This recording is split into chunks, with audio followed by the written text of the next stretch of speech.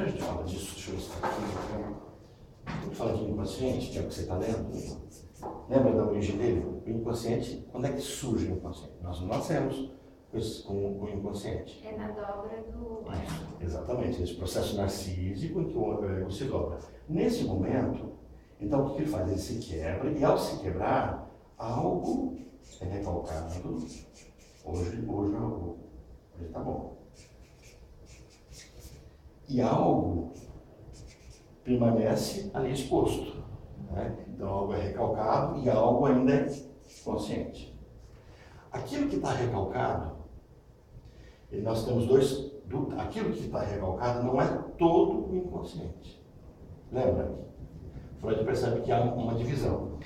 Eu tenho o inconsciente e eu tenho o consciente. Ele vai perceber que existe um inconsciente reprimido e existe um inconsciente que é disponível, que é latente. Então, que é o almoço de ontem.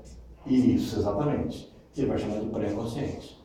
Então, eu tenho o pré-consciente, eu tenho o que está reprimido e eu tenho o consciente. Então, nessas três perspectivas, essa é a primeira tópica. Esse recalcado, ele não vem para fora. O que vem? O que vem dele para fora, ele traz sintoma, ele traz adoecimento.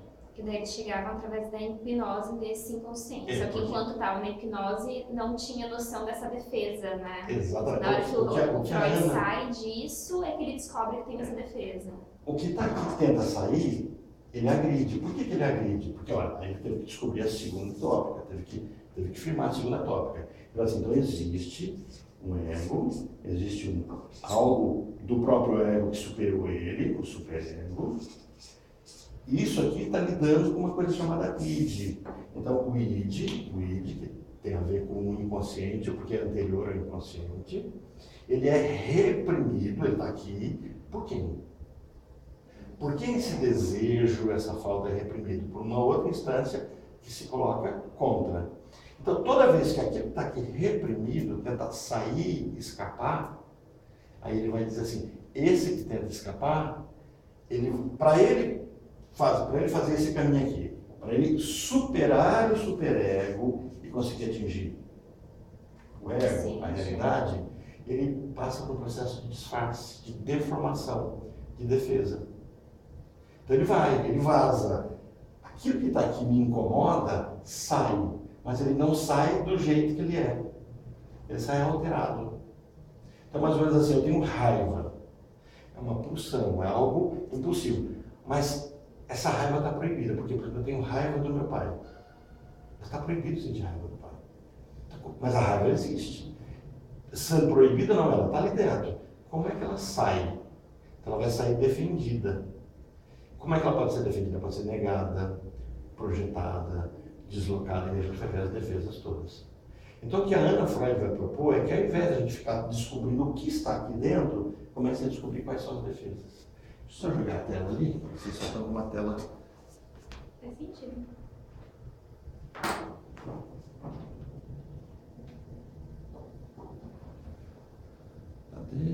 Cadê? Agora é a hora da minha surra. Achei. Vou torcer para ele abrir aqui, porque da outra vez não abriu, eu tive que entrar pela internet, subir o programa na internet e da internet abrir pelo Google. Olha o sufoco, mas agora eu baixei em fotos, né? Em imagens, quer dizer, aí pronto. Aqui. Então nós começamos assim. Vamos lá, cadê você? Essa Ana é a cunhada do Freud? Não, a filha. A filha? A filha do Freud.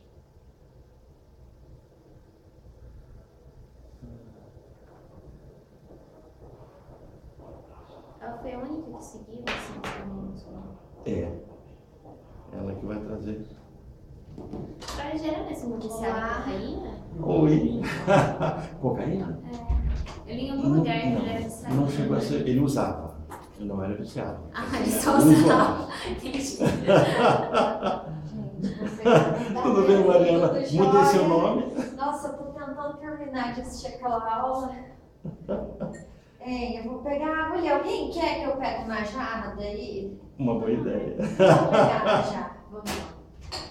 Então, tá. Obrigado. Mas, da outra vez eu falei assim, a Mariana não está aqui para pegar.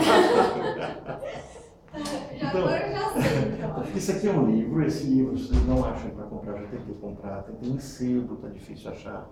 Eu comprei ele, eu tenho, Será que não tem PDF? emprestei, tá com alguém, não devia ter emprestado. Porque eu empresto numa nota para quem emprestei, mas assim, eu tenho ele todo digital. Então dá para imprimir, tudo tranquilo. Esse livro aqui em inglês a gente acha fácil para comprar.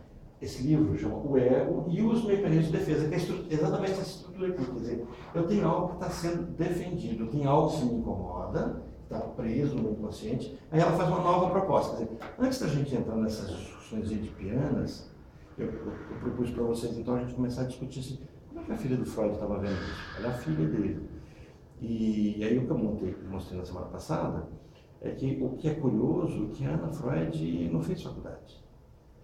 Então ela era uma pessoa que cuidava de crianças, e a partir da experiência pedagógica dela, em cuidar dessas crianças, ela constrói o pensamento dela, ela é analisada por Freud, então assim, o caminho da formação psicanalítica dela é o caminho do divã, onde ela elabora os sintomas dela, então o pai dela ajuda ela a interpretar os sonhos, então é assim que acontece com ela. E ela começa a escrever sobre várias coisas de criança, e um dos livros mais famosos dela é esse aqui, né? Nós temos aqui a foto dela, né?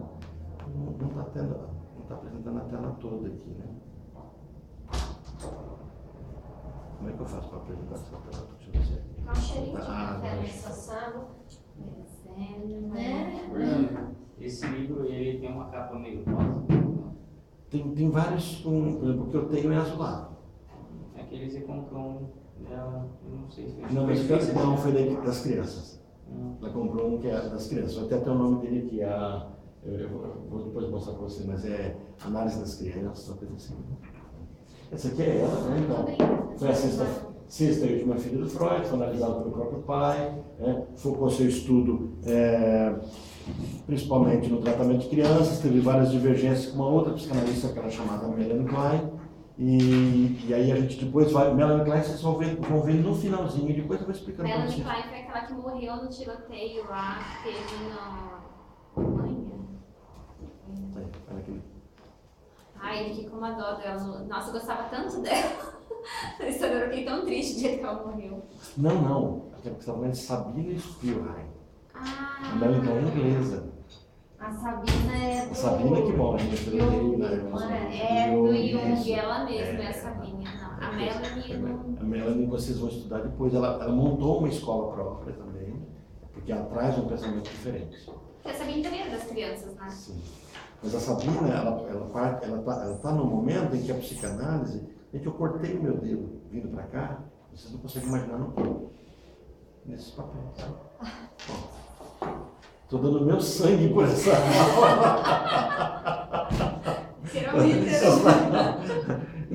Então, olha só. A Klein, ela tem uma história bem interessante, mas só para a gente avançar, a Ana, então, ela é pedagoga de formação, ela é pedagoga de academia. Ela vai exercer a profissão dela lá de 14 até 20, só ligada a essa questão de pedagogia, né?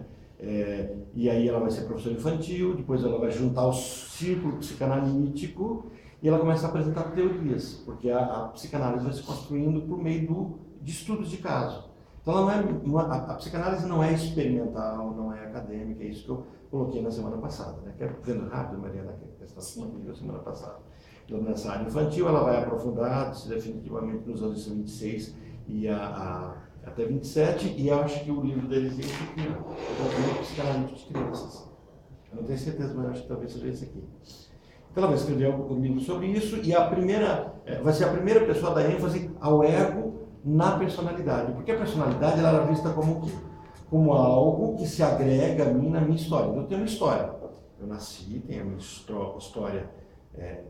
Eu nasci com um jeito de ser, sabe aquilo que a gente fala, ser herdado? Nossa, é o jeito do pai. A pessoa nem conheceu o avô, parece com o avô, tem alguns hábitos, um jeito de ser. Então, isso a gente vai chamar de temperamento, a gente vai chamar de alguma coisa muito basilar, básica da pessoa, ligada às emoções dela, mas o jeito dela ser independente da história. E Freud não dá ênfase à forma como o ego se expressa, ele vai trabalhar duas defesas, vai trabalhar a questão da resistência e da transferência. Então, todas as defesas que a Klein vai catalogar, Freud vai trabalhar o tema bem genérico. Então, assim, olha, nós costumamos ter um processo de resistência, né, o recalcamento. Então, o que está recalcado, a gente resiste nisso, então o recalque. E a outra defesa que ele vai dizer assim, é o processo de transferência. Eu transfiro a minha dor para o outro e enxergo ela no outro, ou deslocando, ou projetando, ou introjetando, tudo ligado ao outro. Eu faço esse caminho para lá, ou eu escondo dentro de mim mesmo, dependendo da minha estrutura. Isso é o que Freud colocava. A Klein não contraria, a Ana não contraria isso. O que a Ana vai fazer? Ela vai dizer assim, olha, e se a gente começar a olhar, como é que essa pessoa consegue realizar os desejos dela, adequar os desejos dela à realidade, ao dia a dia. Então, por exemplo, se eu amo muito, de forma muito intensa, e esse amor é proibido, como é que eu resolvo isso? Porque ele tem que acontecer. Se eu odeio muito, se eu desejo algo muito, e essas coisas são recusadas dentro de mim, mas a realidade me exige isso, como é que eu resolvo isso? Então ela começa a explorar esse tema. Tá? Então, o que a gente vai estudar dela, que é a teoria do mecanismo de defesa, os exemplos da evasão da dor, né, que objetiva da dor, objetivo e de perigo, objetivo estágios preliminares de defesa. Os exemplos de dois tipos de defesa é a defesa motivada pelo medo, da força das pulsões ilustradas pelo fenômeno da puberdade. Naquele nós vamos ver se a gente vai estudar sobre a adolescência. Então, como é que é constituído isso? Nessa teoria, ela vai colocar assim, o ego como sede da observação, nosso ponto de hoje, a aplicação da técnica analítica aos estudos das instâncias e as operações defensivas do ego consideradas como objeto de análise. Então vamos começar primeiro, que nós começamos a ver na semana passada, né? O ego como sede de observação. Então, ela vai propor o seguinte, se eu quero entender alguém, eu tenho que começar a observar não o sofrimento da pessoa, mas como é que a pessoa está se comportando. Então eu tenho meu paciente, começo a perceber como é que ele está se defendendo. Do que ele se defende. Então eu faço um caminho ao contrário. Ao invés de eu falar assim, espera um pouquinho, do que você está defendendo? Eu começo a perceber, né? Por exemplo, o paciente está com muita raiva. A criança vai para a escola, ela briga com todo mundo. Todo mundo passa a ver aquela criança como uma criança agressiva. Por essa perspectiva, a agressão é uma defesa. Contra o quê? Se eu estou me defendendo, agredindo, existe uma defesa, que ela vai perceber, que é de imitar quem me agride. Então é mais ou menos assim. Se alguém me agride, qual é a única forma que eu aprendo para não ser agredido? Sendo igual ao meu agressor. Só que eu não posso ser igual ao meu agressor com ele, porque ele é mais forte que eu. Então quando eu encontro alguém, aí você vai falar assim, então eu encontro alguém igual ao agressor e agride. Ela vai perceber que não. Eu encontro alguém igual a mim e agrido. Teve uma situação de um amigo meu que ele estava contando que a filhinha dele, ele pegou a filhinha dele, falando bem com a cachorrinha, se tinha dado uns tapas na cachorrinha, falando assim, isso é pra você aprender a não fazer mais isso, viu? Senão você vai apanhar de novo, que é a mesma coisa que o pai faz com ela fazendo com a cachorrinha. Então é mais ou menos esse método. E dessa vai imitar forma, com alguém mais fraco ou de igual, já que você não pode fazer agressão com então quem ela tá se agredindo. projeta na cachorrinha, ela acha na cachorrinha alguma coisa que traz a identidade dela, aí ela se torna outra pessoa que agride ela e agride a cachorrinha. Quando ela faz isso, ela sai do lugar do sofrimento e entra no lugar de agressor. Ela consegue sobreviver. Então ela vai perceber, isso assim, eu estou falando de forma bem simplória, mas isso é uma defesa.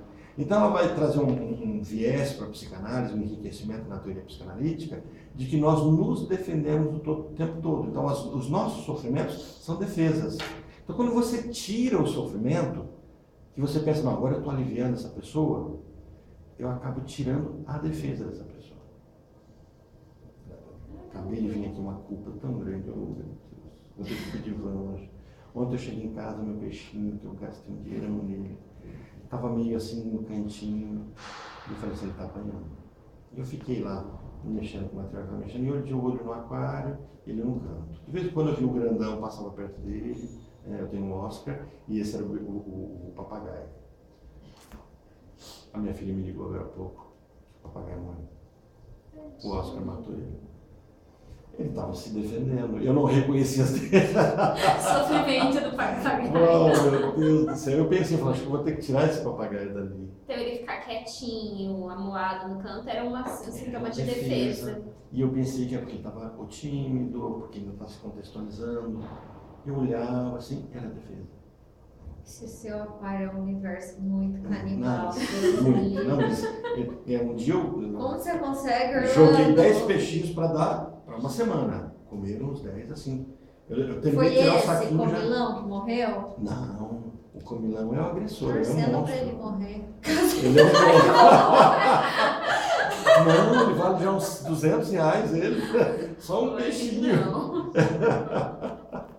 Esse que morreu, ele valia uns 40, 50, né? Esse é o perverso, entendeu? Ai, que dó. Dos negócios. É porque esse é bocudão, ele abre a boca assim, ele tem duas fases na boca, ele abre a boca e abre de novo. Ele consegue pegar um peixe. E esse papagaio tem uma boquinha menor, ele não é agressivo. Mas como ele é carnívoro e é grandão, eu falei, não vai ter nenhum problema. Mas olha só, dentro desse viés aqui, dessa... Oi! Oi. Então ela vai dizer assim, ó, o id, o ego e o superego na autopercepção, quer dizer, quando eu olho para mim e começo a me perceber isso, o ego como observador e as incursões do ego, do id e do ego, consideradas como material de observação. Vamos começar aqui, a análise, aí ele começa a dizer assim, o que é análise? E aí ainda é uma revisãozinha do que a gente começou a ver, né? Então, o que é a análise? Até ela diz assim, análise era um aprofundamento. Essa era a discussão. A maioria dos psicanalistas daquela época, a gente está falando do começo da psicanálise, 1930. Né? Então, analisar o que era? Era escavar. Vamos tentar entender o recalcado. Só que aí ela começa a perceber que muitas vezes você não consegue chegar naquele lugar do recalcado. Demora muito tempo. Então, por exemplo, a criança está agressiva e eu já identifico que ela tem medo. Mas se a criança está agressiva e eu começo a buscar nessa criança a história dela, demora mais tempo.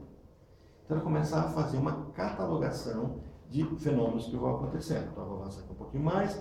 E aí ele vai dizer assim, bom, não se interessava pela adaptação de crianças e adultos ao mundo exterior, por conceitos de valor como os de saúde, doença, virtude e vício, e devia confinar suas investigações exclusivamente às fantasias infantis. Essa é a psicanálise no período que ela está encontrando, e ela traz uma nova proposta. Mas, olha, desde o começo, a análise, como método terapêutico, preocupou-se com o ego e as suas aberrações. Eu expliquei na semana passada essa palavra aberração, porque a gente, quando a gente usa a palavra aberração, vou colocar um azul e deixar aqui, tá? A gente tem assim, aberração. Na verdade, nós temos um processo de uma reação a algo, uma ab-reação. Aberração é aquilo que reage. Então ela começa a ter uma percepção de que aquilo que é estranho, uma aberração, é uma reação ocorrida num processo do que a gente vai chamar de hipnose. Porque no processo da hipnose nós temos ab-reações.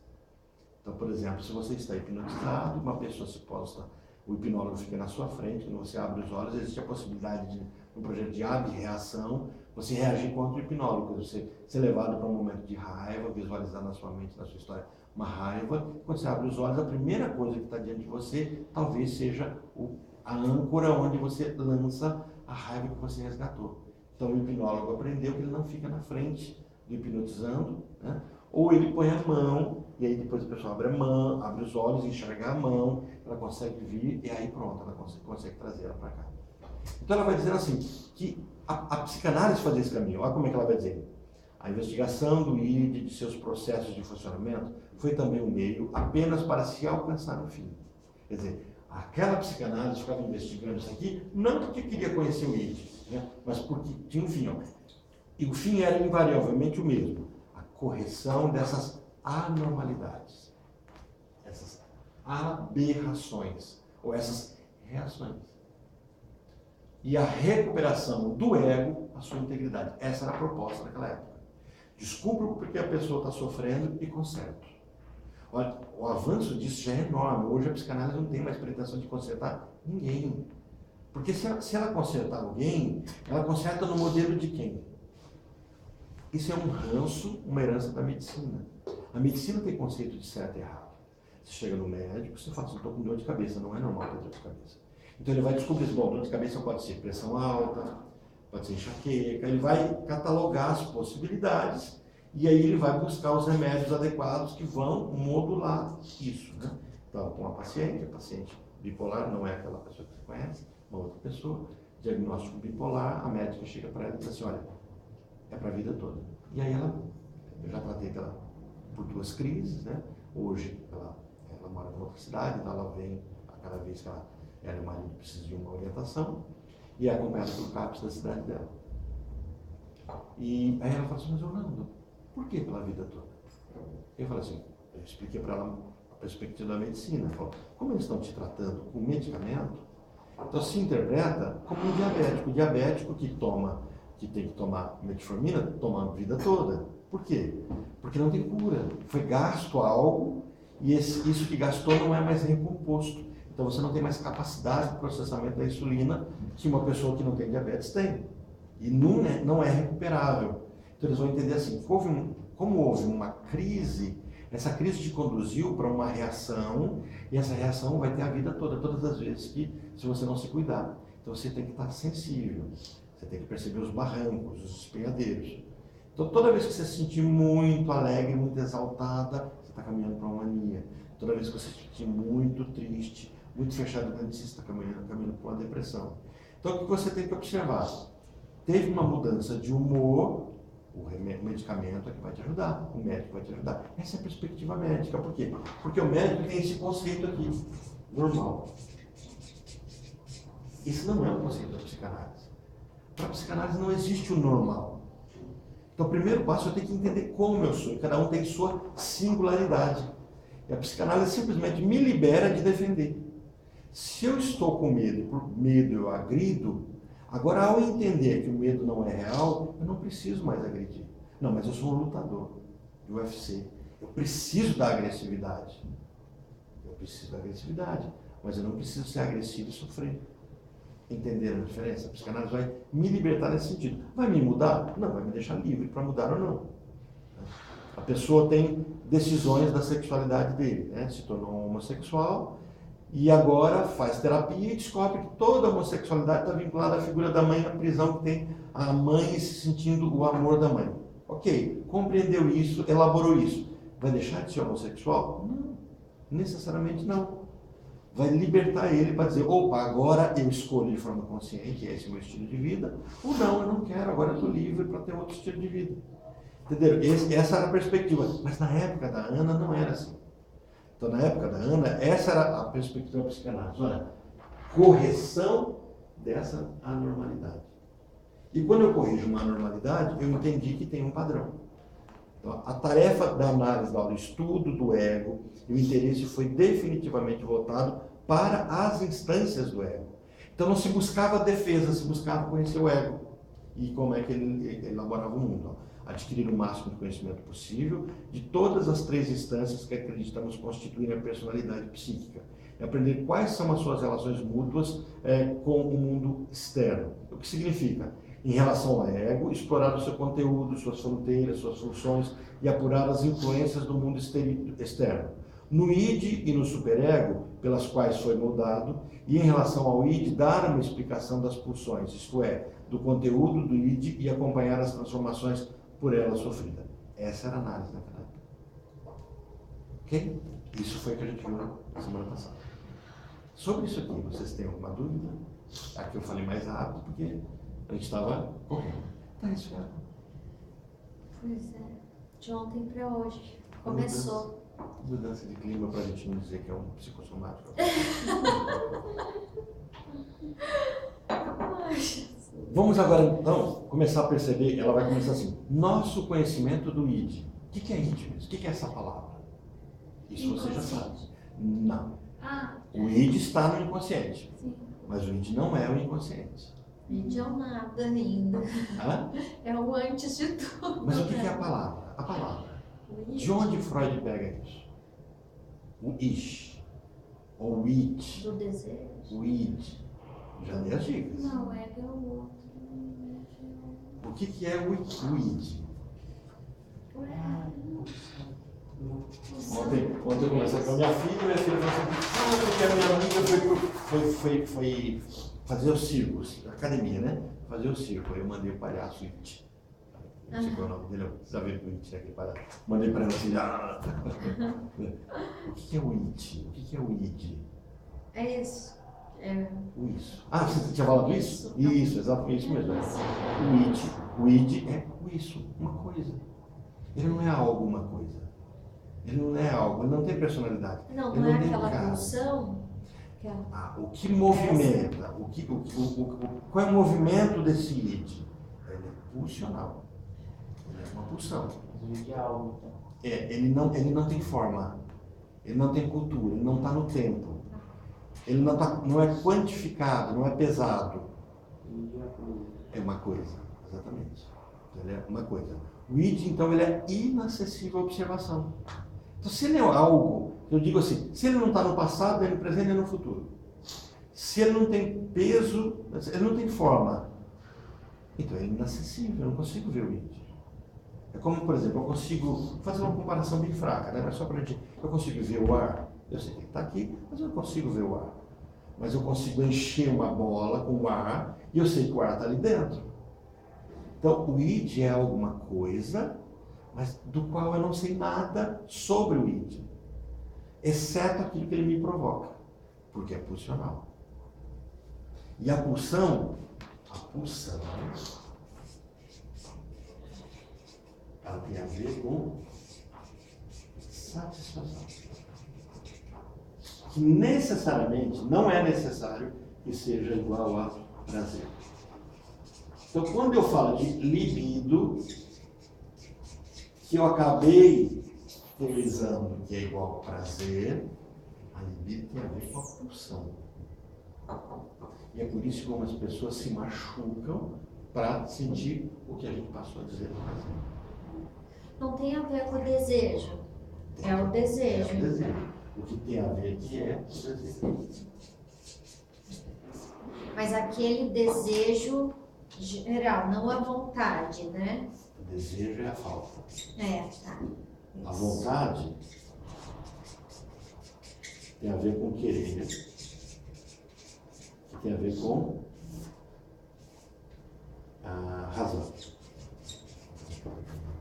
Quem vai trabalhar esse tema é Nietzsche, né? Nietzsche vai trazer uma discussão sobre isso, a discussão de vontade, o querer, mas assim, meu querer é uma decisão ligada ao tempo. Então, agora, enquanto o meu id me impulsiona aquilo que me falta, vamos supor, por exemplo, uma moça termina um namoro. Termina um namoro lá no shopping, o namorado saiu, deixou ela lá, tá, não sabe o que fazer, angustiada. Ela entra numa lanchonete, ela entra numa loja, ela entra lá como é que chama? Forever, deixaram o cartão de crédito com ela. Então ela, olha, o id movimenta a um desejo acontecendo, uma pulsão, ela precisa satisfazer. E o id não tem cultura, não tem tempo, ele remonta a uma satisfação que aconteceu de forma muito primitiva. Então o que ela pode fazer? Consumir. Gasta. Bom, agora eu lembrei de um fato real, né? Uma mulher se separou do marido. E qual foi a vingança dela? Gastar todo o cartão de crédito dele? Antes dele cancelar o cartão, ela torrou o cartão, e não era pouco. Torrou ele todinho, zerou e pronto. Aí ele ficou. Aí quando ele foi cancelado, não dá mais tempo de nada. Foi processo, foi a coisa bonita, né? Olha o que ela vai dizer assim: só pode ser adquirido através de derivados que abram caminho e se apresentem no sistema pré-consciente e consciente. Então, aquilo que eu chamo então de id, de coisa, esse meu id, eu não consigo vê-lo. Então, onde é que eu vejo o meu id? No pré-consciente ou nas expressões do meu ego, né? Aquilo que está no meu ego. Então, nessa estrutura pré-consciente, nessa estrutura consciente, eu consigo identificar da minha falta. Só que essas estruturas, elas têm a ver com o meu com o meu dia a dia. Elas têm tempo, elas têm momento, elas têm lugar. Por isso, então, ao sentir a falta, eu consumo. Pessoas estavam no Vietnã. No Vietnã, eles estavam perdidos, estavam numa guerra, longe da família, achavam que não voltariam, uma outra cultura, um estresse enorme. Havia um desejo de satisfação. Naquele momento, o que eles conseguiam se satisfazer era droga. Eles consumiam heroína. E eles eram viciados em heroína, só viviam a partir disso. Havia uma preocupação muito grande. Quando esses homens saíssem do Vietnã e voltassem para os Estados Unidos, seria uma geração enorme de viciados em heroína. Quando eles voltaram para os Estados Unidos, a grande maioria não queria mais saber de heroína. Por quê? Porque a satisfação me levava a uma busca do que lá no Vietnã só era resolvido com a droga, na cidade deles era com a família. Então, o meu id se preenche com as coisas que estão disponíveis para preenchimento. No encontro, o Alex trouxe para a gente a discussão do eu-pele. Lembra a proposta que ele fez da percepção de que o eu, a pele, ela é anterior à oralidade? Achei interessantíssima essa discussão. É o maior órgão. É o maior órgão e é o órgão que é anterior até o toque do mamar. Quer dizer, no momento que o bebê nasce, ele tem esse contato de pele. Então, algo que remete ao momento em que eu não sou alguém, anobjetal. Essa fase é a fase em que, por exemplo, quando as pessoas se cortam, essa seria a teoria, elas estão buscando uma satisfação no momento anterior à fase oral. Então, o meu id está demandando, e eu demandando no momento em que não há uma construção do outro, de uma interação. Então, o que eu começo a fazer? Eu busco um desejo muito arcaico, muito antiquado. Entendeu? Então, o id não tem forma, não tem cor. O meu peixe não tem cor. Abre o aquário e ele fica cinza. Você sai do aquário, ele é preto. Meu id, esse peixe que você quer que ele morra, ele é um id. Ele é um id. Não aguento. Eu não tenho mais filho pequeno, a minha menor filha tem 13 anos, então agora eu tenho que começar a aprender com peixe. Minha cachorra já tem, vai fazer 5 anos, né? Já passou a Peixe fase. é seu ou é dele? Não é meu? Elas são horrorizadas com o peixe dele. É canibal o peixe dele. Você É o põe- beta? Não, ele come o beta. O beta briga, o Ele é o beta Oscar. não come o outro. Ele mata Ele é só. o- Esse meu daí peixe come já tá os desse outros. tamanho. Ele é maior que a mão. Ele é maior. Peixe Eu comprei ele tamanhozinho, chama Oscar. Oscar? Ele é um Oscar? Ele é um Oscar. Né? Eu comprei ele desse tamanhozinho e ele deve ficar dizem que fica até 50 centímetros de baixo. Aí eu frito ele, depois não. Ah, Não vou ter coragem. Vou ter que trocar mas de ia aquário. terminar o ciclo, né? Sim. Não, poderia ser, né? Por exemplo, eu comprei Ia ser uma dois história pacus, bonita. né? Eu imagino o pacu, eu vou criando ele, chega no Natal, tiro, faço um assado dele. Ó, agora ela vai Que dizer assim. satisfação. Eu tinha patos lá em Brasília. Ah, eu gosto. Os patinhos lindos, lindos. Cada pato tinha um nome. Patos. É só você um pato, gente. Casa? assim? Não, eu tinha um condomínio, né? Ah, Então eu tinha um laguinho, é uma eu delícia. comprei os patinhos, eu ficava vendo aí no bonitinho, lá na laguinho. chácara tem. Aí de repente ovo, muito ovo. Eu comi ovo, eu não comi mais ovo de galinha, É ovo uma de pato. delícia. É gostoso. Pata. É muito. Aí, Só que é duro pra quebrar a casca. ele é um ovo grande, né? É. Forte. E Sustento. só que os patos, de repente, alguns patinhos estavam com 15 patos. Nossa. E ninguém tinha coragem de comer um patinho, porque cada um tinha nome, Ah, eu não crescer. queria. É porque é o mimo, eles são muito fofos. Aí eu peguei, cheguei pro meu vizinho, quando ele estava mudando ele lá, eu falei assim, eu vou te dar 14 patos. E eu quero um pato de volta só. A condição é que você mata ele pra mim. Aí ele pegou os 14 patos, me deu um pato morto, né? Matou pra mim na hora, falei, não tem problema. Minha sogra fez o pato aqui, quem comeu o pato? Ninguém. Só eu. E é uma delícia, né? A minha sogra fez com tanta dó que não estava bom. Não. Ah, não? ela ficou com dó, né? A energia passa pra comida, né? Pato feito com lágrima. Ah, não. Nosso conhecimento do superego, né? O seu conteúdo. Agora, o superego, em parte, é consciente. O superego. Seus contornos só se tornam claros quando enfrenta o ego com hostilidade ou pelo menos com criticismo. Quando é que eu sei do meu superego? Então, por exemplo, eu até comentei, acho que eu comentei sobre o filme que estava assistindo, a série, como foi com vocês que eu comentei? Que eu só percebi algo do meu superego quando eu comentei. Sim, o Zé estava ali. bruxinha lá. Isso. Ah, E eu assisti sim. aquele filme satânico, né, satanista, da igreja satanista. Eu falei assim, gente, eu sei que é uma ficção, nunca tive um problema. Sabrina. Sabrina. Aí Sabrina. quando eu falava que mexia comigo, eu percebi, o meu superego me agredia, assim, eu falei, nossa, como é interessante, né? Quer dizer, eu só sinto a força do meu superego, né, quando ele é provocado. Então a gente acha, né, eu sou muito light, eu sou de bem com a vida, né?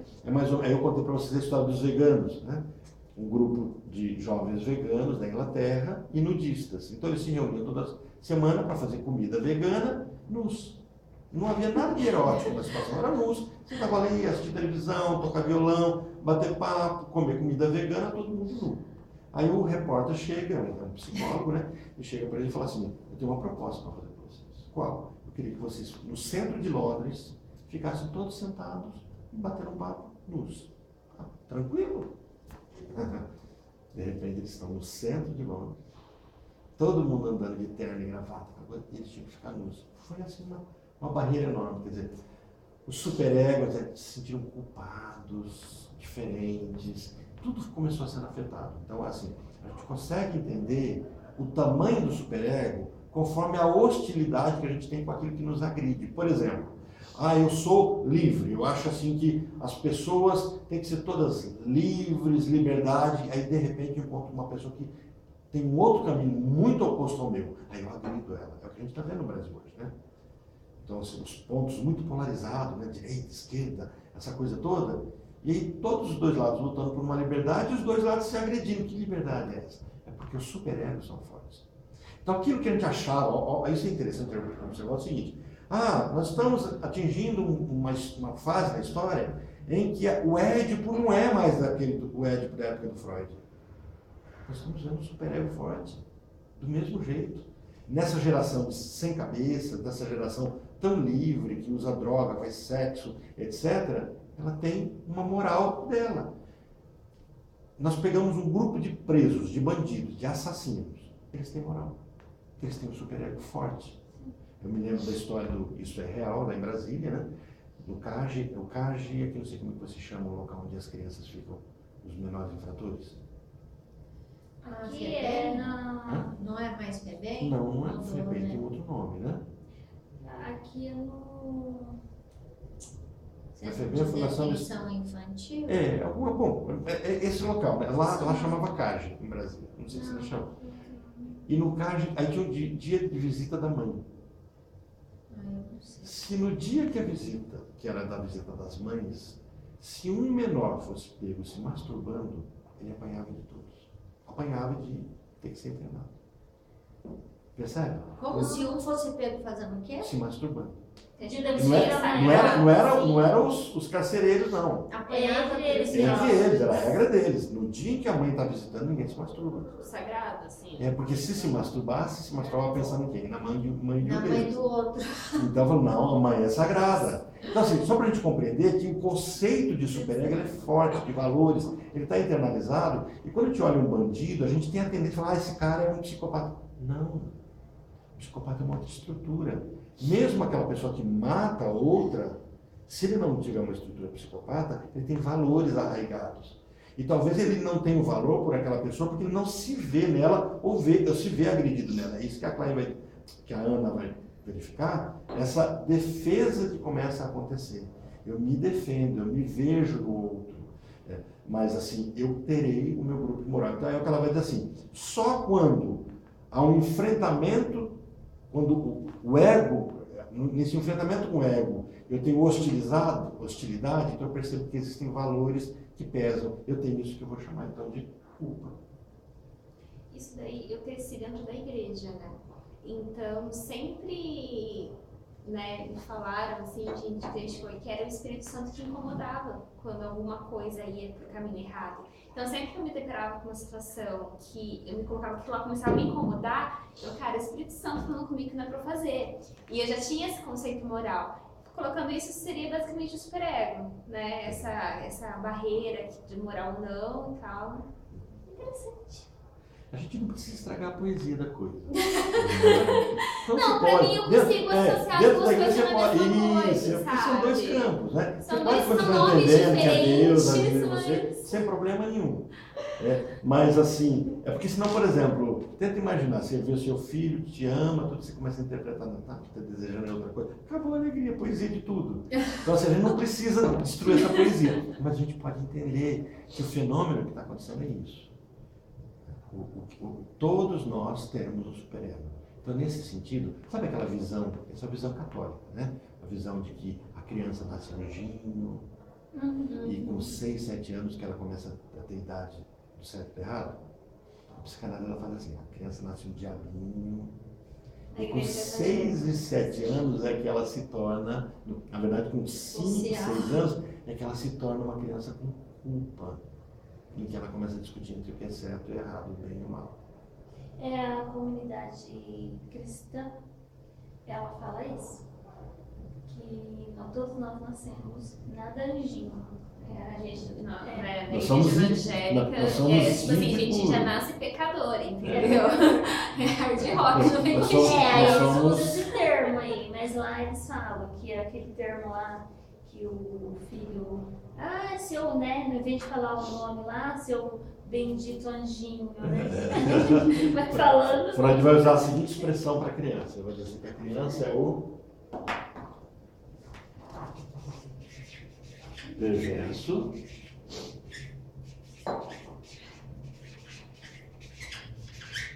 polimorfo. Quer dizer, perverso por enquanto, porque vocês vão estudar com muito detalhe sobre isso, tá? Vamos passar mais de mês só estudando perversão.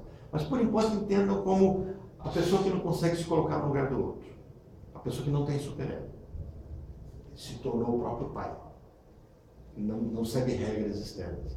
Então, o perverso, essa pessoa psicopata, de todas as formas. Então, assim, a criança não se põe no lugar da mãe.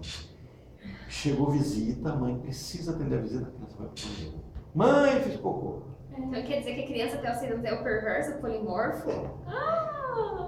Todas as formas de perversão ela vai executar. Por quê? Porque ela não consegue se colocar no lugar da mãe, porque ela e a mãe têm um processo de interação. Ela não faz esse limite. A mãe vai comer, ele chama, bem na hora que vai comer. Exatamente. Porque ele exige dela e o não é admissível. Orlando, aquele processo de culpa, então, ele é tanto pro obsessivo quanto pro histérico. Culpa Ele é tá. para o neurótico. Neurótico que eu queria falar. A questão é que a tá. estrutura obsessiva ela é muito forte. Tá, entendi. Por que a culpa é para o neurótico? A culpa ela exige uma coisa, a existência do superego. Tá. Então, assim, Só que daí no... se eu tenho superego, eu terei culpa. Se eu não tenho culpa, eu não tenho superego. Então, para o neurótico. Agora, o obsessivo carrega isso de uma forma diferente do que o histérico carrega. Tá. Daí que vai fazer a diferença. Isso. Tá. E aí entra a questão do que eu te passei Tá. sobre a questão do desejo, né? Nós vamos ter uma aula chamada Desejo do Neurótico. É que eu tô meio que linkando com essa aula, porque daí eu linkei um pouco a parte do desejo como o id ali. Não é isso? Mas aquele desejo ali, ele surge exatamente no momento em que o id encontra o limite, em que o ego, id e ego estão associados. Dois amiguinhos que estão andando juntos. Desejou, realizou. Vamos pensar nisso. A criança está com fome, o desejo não tem fome, ela não está com fome de leite, ela está com uma falta de algo que o ego falou, opa, esse algo é mamar. Que é mamar, É o que ela está chora. disponível. Exato, ela chora. Ou, por exemplo, ela associa a questão, O ego é a Não, realidade. poderia ser chupeta. Pode ser A chupeta, mãe põe então. a chupeta. Vai criando a cultura para isso. Uhum. Então, os dois têm uma aliança. E, de repente, esse é o que a gente já estudou no narcisismo. Esse ego encontra um limite forte, e por medo de aniquilação, de deixar de existir, ele volta contra ele mesmo. É o momento que você está na fila, está todo mundo andando, de repente o último na fila para, e ele para todo mundo e ele volta. Agora começa a voltar. Aí esse é o superego. Começa, não, calma, por aqui não. Esse superego é o ego, que estava em aliança com o id, e de repente ele encontra o limite e ele faz isso. E A ele folha, limita. qual que é a idade disso mesmo? 3 anos começa. Fecha aos 5, 6 anos. Então, quando acontece esse caminho, Não. isso gera uma falta Ah, que me remete à minha primeira falta, isso que a Lacan vai chamar isso de objeto A, né? Então, é essa grande falta da qual não há significante, é uma falta para sempre, ela vai estar sempre existindo, eu vou estar sempre buscando ela. Essa falta é a grande falta. Como que essa grande falta é resolvida? Então, numa estrutura obsessiva é de um jeito, numa estrutura histérica é de outro jeito. Então, é o que a gente vai depois discutir Ok. sobre isso. Então, esse desejo tem a ver com o id nessa história, nessa sequência. Então é nesse momento que. É sempre pensar nisso. O id e o ego, dois amiguinhos, estão juntinhos. O id é o marginalzinho. não, É marginal, ele não tem valor. Tudo, pode tudo, pode todas as coisas. E o ego joia, eu quero doce. Agora eu quero salgado, agora eu quero correr. Aí de repente o ego encontra um limite. Ele fala assim, eu quero doce, o ego. Não pode. Mas eu quero. E aí como é que faz com a aliança dele? Então ele tem que arrumar um jeito de resolver isso. É isso que a Ana está começando a estudar. Qual o jeito que o ego resolveu para continuar amigo do id? Porque agora esse id está recalcado. Foi obrigado a se recalcar porque o superego deu uma trombada nele. Isso que volta, não é tudo, né? Não. Parte recalca e parte volta fantasiado. Pensa no asfalto que se dobra. Algo que se dobrou, que está por baixo. Tenta imaginar uma trombada onde um carro bate, dobra no meio, então aquela parte dobrou e ficou para baixo, você não vê mais ela. Esse é o recalcado. É nesse sentido. Ok? Então, aí ela começa. O ego como observador. Sempre que enxergamos pelo ego, sempre enxergamos pelo ego e apenas por ele. Então, quando alguém está no consultório, eu não consigo ver outra coisa senão o ego. Então, assim, como é que eu vou ver esse ego? Eu posso usar o enneagrama, né? Eu posso usar os tipos psicológicos, eu posso usar um desenho, uma projeção, eu posso usar a fala, mas eu só vou ver o ego. Eu vou interpretar o id. Então, quando o meu ego disser assim, eu não paro eu como compulsivamente. Eu estou ganhando peso compulsivamente, eu estou vendo o ego. O que esse ego está resolvendo do id? O que está fantasiado aqui, né? Isso. Esse comer Exato. compulsivamente. Isso aí é uma interpretação. Então, a arte da psicanálise é uma interpretação. Tipo assim, Sempre. Mas se eu pensar qual é a falta que eu estou tentando suprir, eu nunca vou conseguir saber, porque essa falta, ela é o id ali, ela não existe, ela é só essa falta. Eu sozinho não dou conta de fazer isso. Agora, eu com alguém, o outro vai conseguir perceber aquilo que eu não percebo, porque o outro não sou eu. Mas é por Então ele isso fala assim, que... olha as incoerências, olha o que você fez. Aí fala, eu fiz isso. Orlando, mas se for ver, então, é um processo de dar significado, mas eu tô criando de qualquer forma. Vai ter que fazer sentido para mim para funcionar. Sim, isso Mas é eu tô criando, Sim. né? Não é necessariamente aquilo. Essa é uma outra discussão. Freud discute isso no texto, ele fala das memórias, ele vai colocar o seguinte, não importa ao analista a verdade, mas a verdade naquele momento.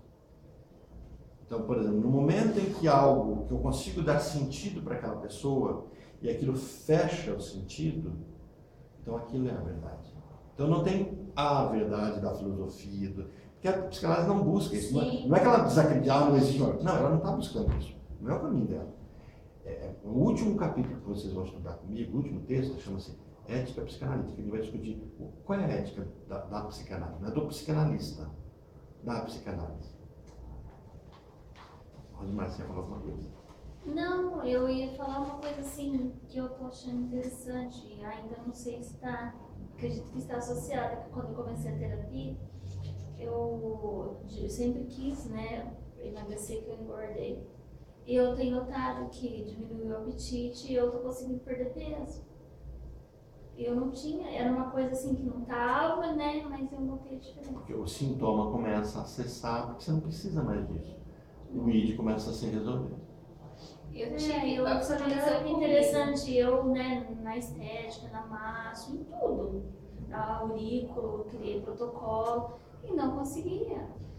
E dificuldade para manter a dieta, não consegui. Agora eu não tô com nutricionista e tô tipo, buscando sozinho. Porque assim, eu tive o mesmo problema. Porque eu sou uma pessoa que faço academia, eu sempre faço dieta e tal. Eu cheguei no ponto que eu não consigo mais emagrecer, não consigo emagrecer de forma alguma. E daí eu tava num café conversando com a Érica e falando, cara, não vai, não desce, tal. Ela veio pra mim e falou, Mayra, seguinte, você não tá associando isso a tal coisa e tal coisa? Eu olhei pra ela, é verdade, tô mesmo. A partir disso, pronto, emagreci, não tive mais problema com peso. O negócio que de problema de anos foi numa conversa de café que ela pegou e me fez me tocar de uma situação. Falei, cara, é verdade. Porque antes eu falava assim, eu vou emagrecer, Eu vou no site, sem uma refeição eu já amanhecia magra. Agora, e depois não, né, todos os problemas. Eu falei, gente, mas que coisa. Aí agora, cara...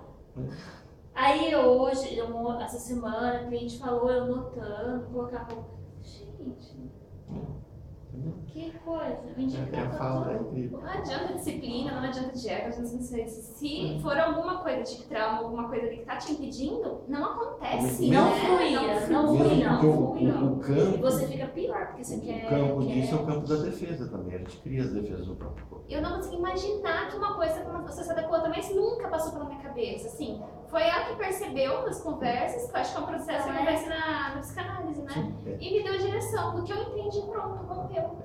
É muito simples, né? é o dar Só que pra sentido. mim não é. Eu senti. Eu senti. Quem fala isso que você está falando e o que você falou, Eu nem cheguei então a levar eu isso. posso chegar a um local que não era aquele local, mas criou-se. É um livro do Násio, Porque Repetimos os Mesmos Erros.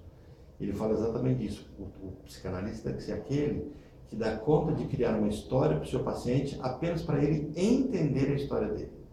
Se a história não é verdadeira, desde que ele consiga montar dentro do ele, analista, dentro dele, para entender o tipo de dor que a pessoa teve, funciona.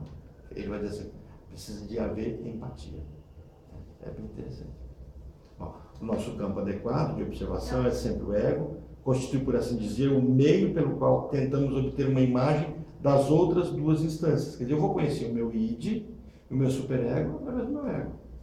Olha como ela diz. Várias emoções pulsionais, aí eu discutia que é a emoção pulsional, né? Estão perpetuamente forçando sua introdução no ego, a partir do id, para ganharem acesso ao aparelho motor por meio do qual obtém gratificação. Quer dizer, qual movimento está acontecendo dentro de mim que precisa se realizar e está usando aquilo que eu vou chamar de desejo? Então eu tenho que começar a perceber. É porque eu passei rápido porque eu tinha discutido essa palavra, mas vamos lá. Moção ou movimento. Pulsional é o movimento do id. Vários movimentos, né? A palavra moção vai dar origem à emoção, que é um movimento para fora. Então aquilo que é pulsional vai perpetuamente, sempre, forçar a sua introdução ao ego. Então eu tenho desejos, faltas, insatisfações e do id, então não tem tempo, não tem limite, não tem moral, não tem nada, não é imoral, não tem moral. Está acontecendo dentro e demandam sair. Elas querem sair de dentro de mim, o tempo todo. A partir do id. Então se a pergunta é, lembra que alguém fez no comecinho? Mas então o id é pulsão? Aí eu falei assim, não, o que está movimentando o id é pulsão. aqui nessa tela. É um movimento, né? Mas o id é uma coisa. Isso, o id é uma coisa que se movimenta de forma da pulsão, né? Que isso aqui, ó, pulsão, satisfação. Então, isso aqui é um movimento que acontece dentro do id. Eu ouvi um mito, vocês já ouviram falar do mito de Shiva? A dança de Shiva, que é um mito indiano, uma história indiana. Eu já ouvi, mas eu não lembro na Coloca- Ayurveda quando eu fiz. Eles colocam a questão de que o rio Gange, né, ele então antes, no início de tudo, quando Brahma estava construindo o mundo, ele mantinha o Gange, agora eu esqueci o nome dele, esse e o Gange como uma deusa, era uma deusa, né, mas algo monstruoso, que destruía tudo. Então ele mantinha sob controle no céu. E aí na dança de Shiva ele pega toda essa deusa e encaminha ela para a terra. Desce pelos cabelos. Pelos cabelos de Shiva, exato, isso mesmo. E aí esse rio Gange que cura, que é o coração dos hindus, né? Essa coisa divina deles, ele na verdade nada mais é do que essa deusa enlouquecida, enfurecida, sob controle. O que é interessante é que o id é isso. O id é uma força que tem pulsão, e aí Freud vai perceber qual a pulsão? Vida e morte. Extremamente agressivo e destrutivo, extremamente construtor. Então, quando eu preciso de energia, de vitalidade, de agressividade, é o meu id. Está tudo dentro do meu id. Então, assim, eu não tenho, quando eu falo assim, eu estou desanimado. Não existem pessoas desanimadas. A sua vida está em outro lugar. O desanimado, sabe onde tem desanimado? No cemitério. No cemitério tem um monte de desanimados, sem vida. Ânima. Lá em casa tem, tá? Ânima é vida. E sem. Onde é que tem sem vida? Você sabe o que significa defunto? Sem função. Defunto. Então, assim, todas as vezes que eu não me vejo com função, eu sou um defunto. Eu não tenho mais. Tudo bem, a medicina é sem função, o coração não bate, eu não estou ignorando, eu estou brincando com a palavra. Aquela pessoa, aquele corpo não tem mais uma função social, não tem mais um envolvimento com a humanidade. A função dele agora foi para o campo da memória, é um defunto, mas sem funções fisiológicas, eu sei. Mas assim, a pessoa desanimada é uma pessoa sem a vida, sem função, é um defunto. A questão é que se eu estiver vivo, eu não posso estar desanimado. O meu ânimo está indo para algum lugar, talvez de manter o meu desejo quieto. Então, todas as vezes que um desejo precisa ser satisfeito e eu preciso segurar ele, reprimir, eu estou gastando energia. Então, tenta imaginar, você tem uma quantidade de energia, de pulsão, olha, um movimento pulsional que está vindo o tempo todo e você está usando todo esse movimento para segurar algo. Você não tem tempo. Pulsão para mais nada, é só para segurar. No momento em que você solta, como é que você solta? Tira a culpa, porque enquanto a culpa tiver, ele não pode vir. Ou tira o medo, o histérico é o medo, né? No momento que o medo vem, o pânico, tudo vem. Né? Você tira isso, não precisa mais do pânico, não precisa do medo, não precisa da culpa. Por quê? Porque o fato de você pensar nisso não vai... eu vou dar um exemplo que o Freud trabalha, né? O fato do pequeno Hans pensar que o pai ia morrer, o pai não ia morrer. E ele chega para o menino e fala assim, você quer que o papai morra? E ele disse, quero. Assim, mas o papai não vai morrer. Aí ele fica livre, fala, então o fato de eu querer não vai te matar? Ele não fala isso, mas... Então, o fato de eu querer que você morra, isso não te mata? Não, não me mata. Ufa! Então, o querer dele não precisa mais ser seguro. Ele pode querer que o pai morra, mas ele também ama o pai. Então, quando eu dou conta dentro de mim de fazer esses dois caminhos, é a dança de Shiva, né? Eu consigo controlar o reino. Mas eu quero ver como que eles vão explicar isso com essa questão da lei da atração, da física quântica. Não vai dar. Porque, na verdade, essa Acho que uma alimentação... vai eliminar a outra, ou uma coisa ou outra. Tem até uma discussão do que é de fato quântico. Essa é uma briga feia. As teorias quânticas que surgiram, que as pessoas, isso eu estava vendo num debate sobre Porque supostamente... coaches quânticos, né? E ele falou, como coach quântico? Meu Deus. E aí ele falou assim, Eu eu gosto acompanho. demais do que é quântico, né? E aí tem uma desculpa. Não, e eu fui falar essa semana que eu atendo a filha de uma psicóloga.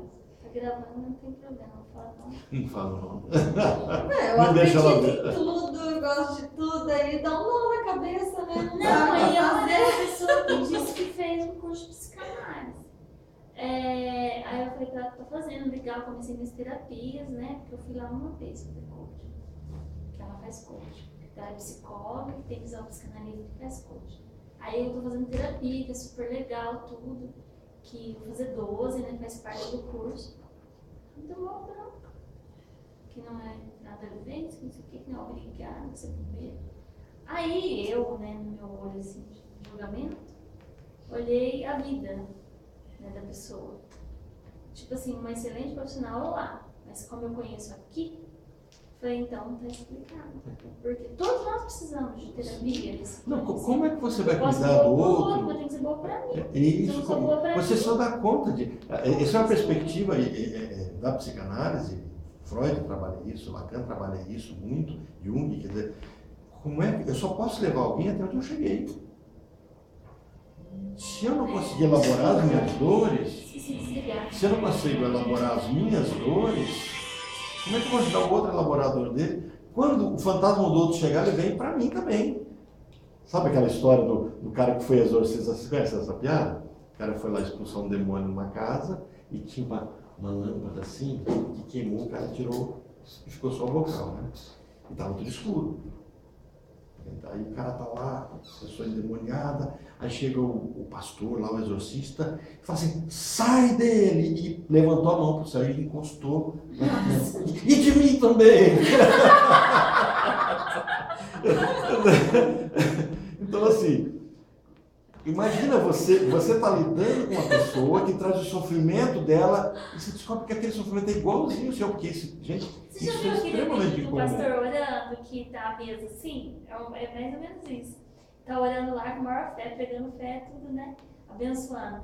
Aí do nada a mesa cai com tudo. Eles estavam falando negócio de maldição, abençoando. A mesa despenca com a comida, mas o pastor foi o primeiro a sair correndo.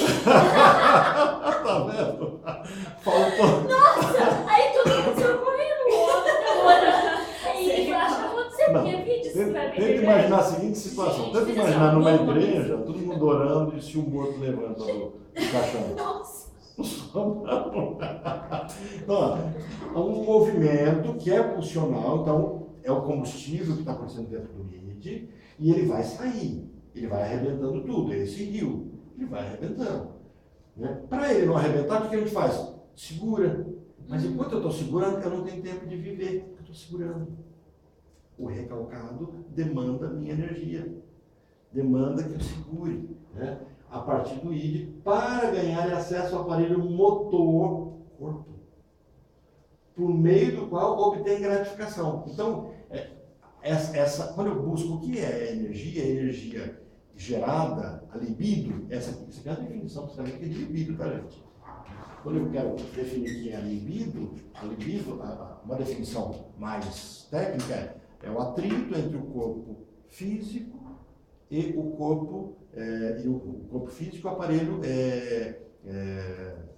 psíquico. Então, desse atrito gera-se uma energia libidinosa, né? Nada mais é isso. Um movimento pulsional que está acontecendo a partir dessa demanda do meu id, e isso vem para onde? Para o meu corpo. Por quê? Porque o meu corpo é o ego. Onde é que o ego se estrutura?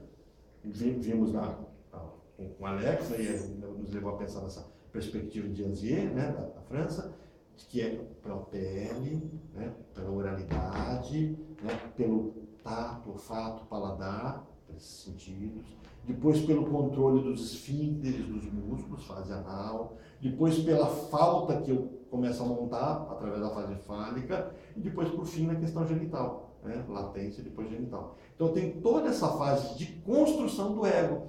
Então o meu ego, é por isso que Freud diz assim, a minha personalidade, o meu ego, ele é construído na minha psicossexualidade.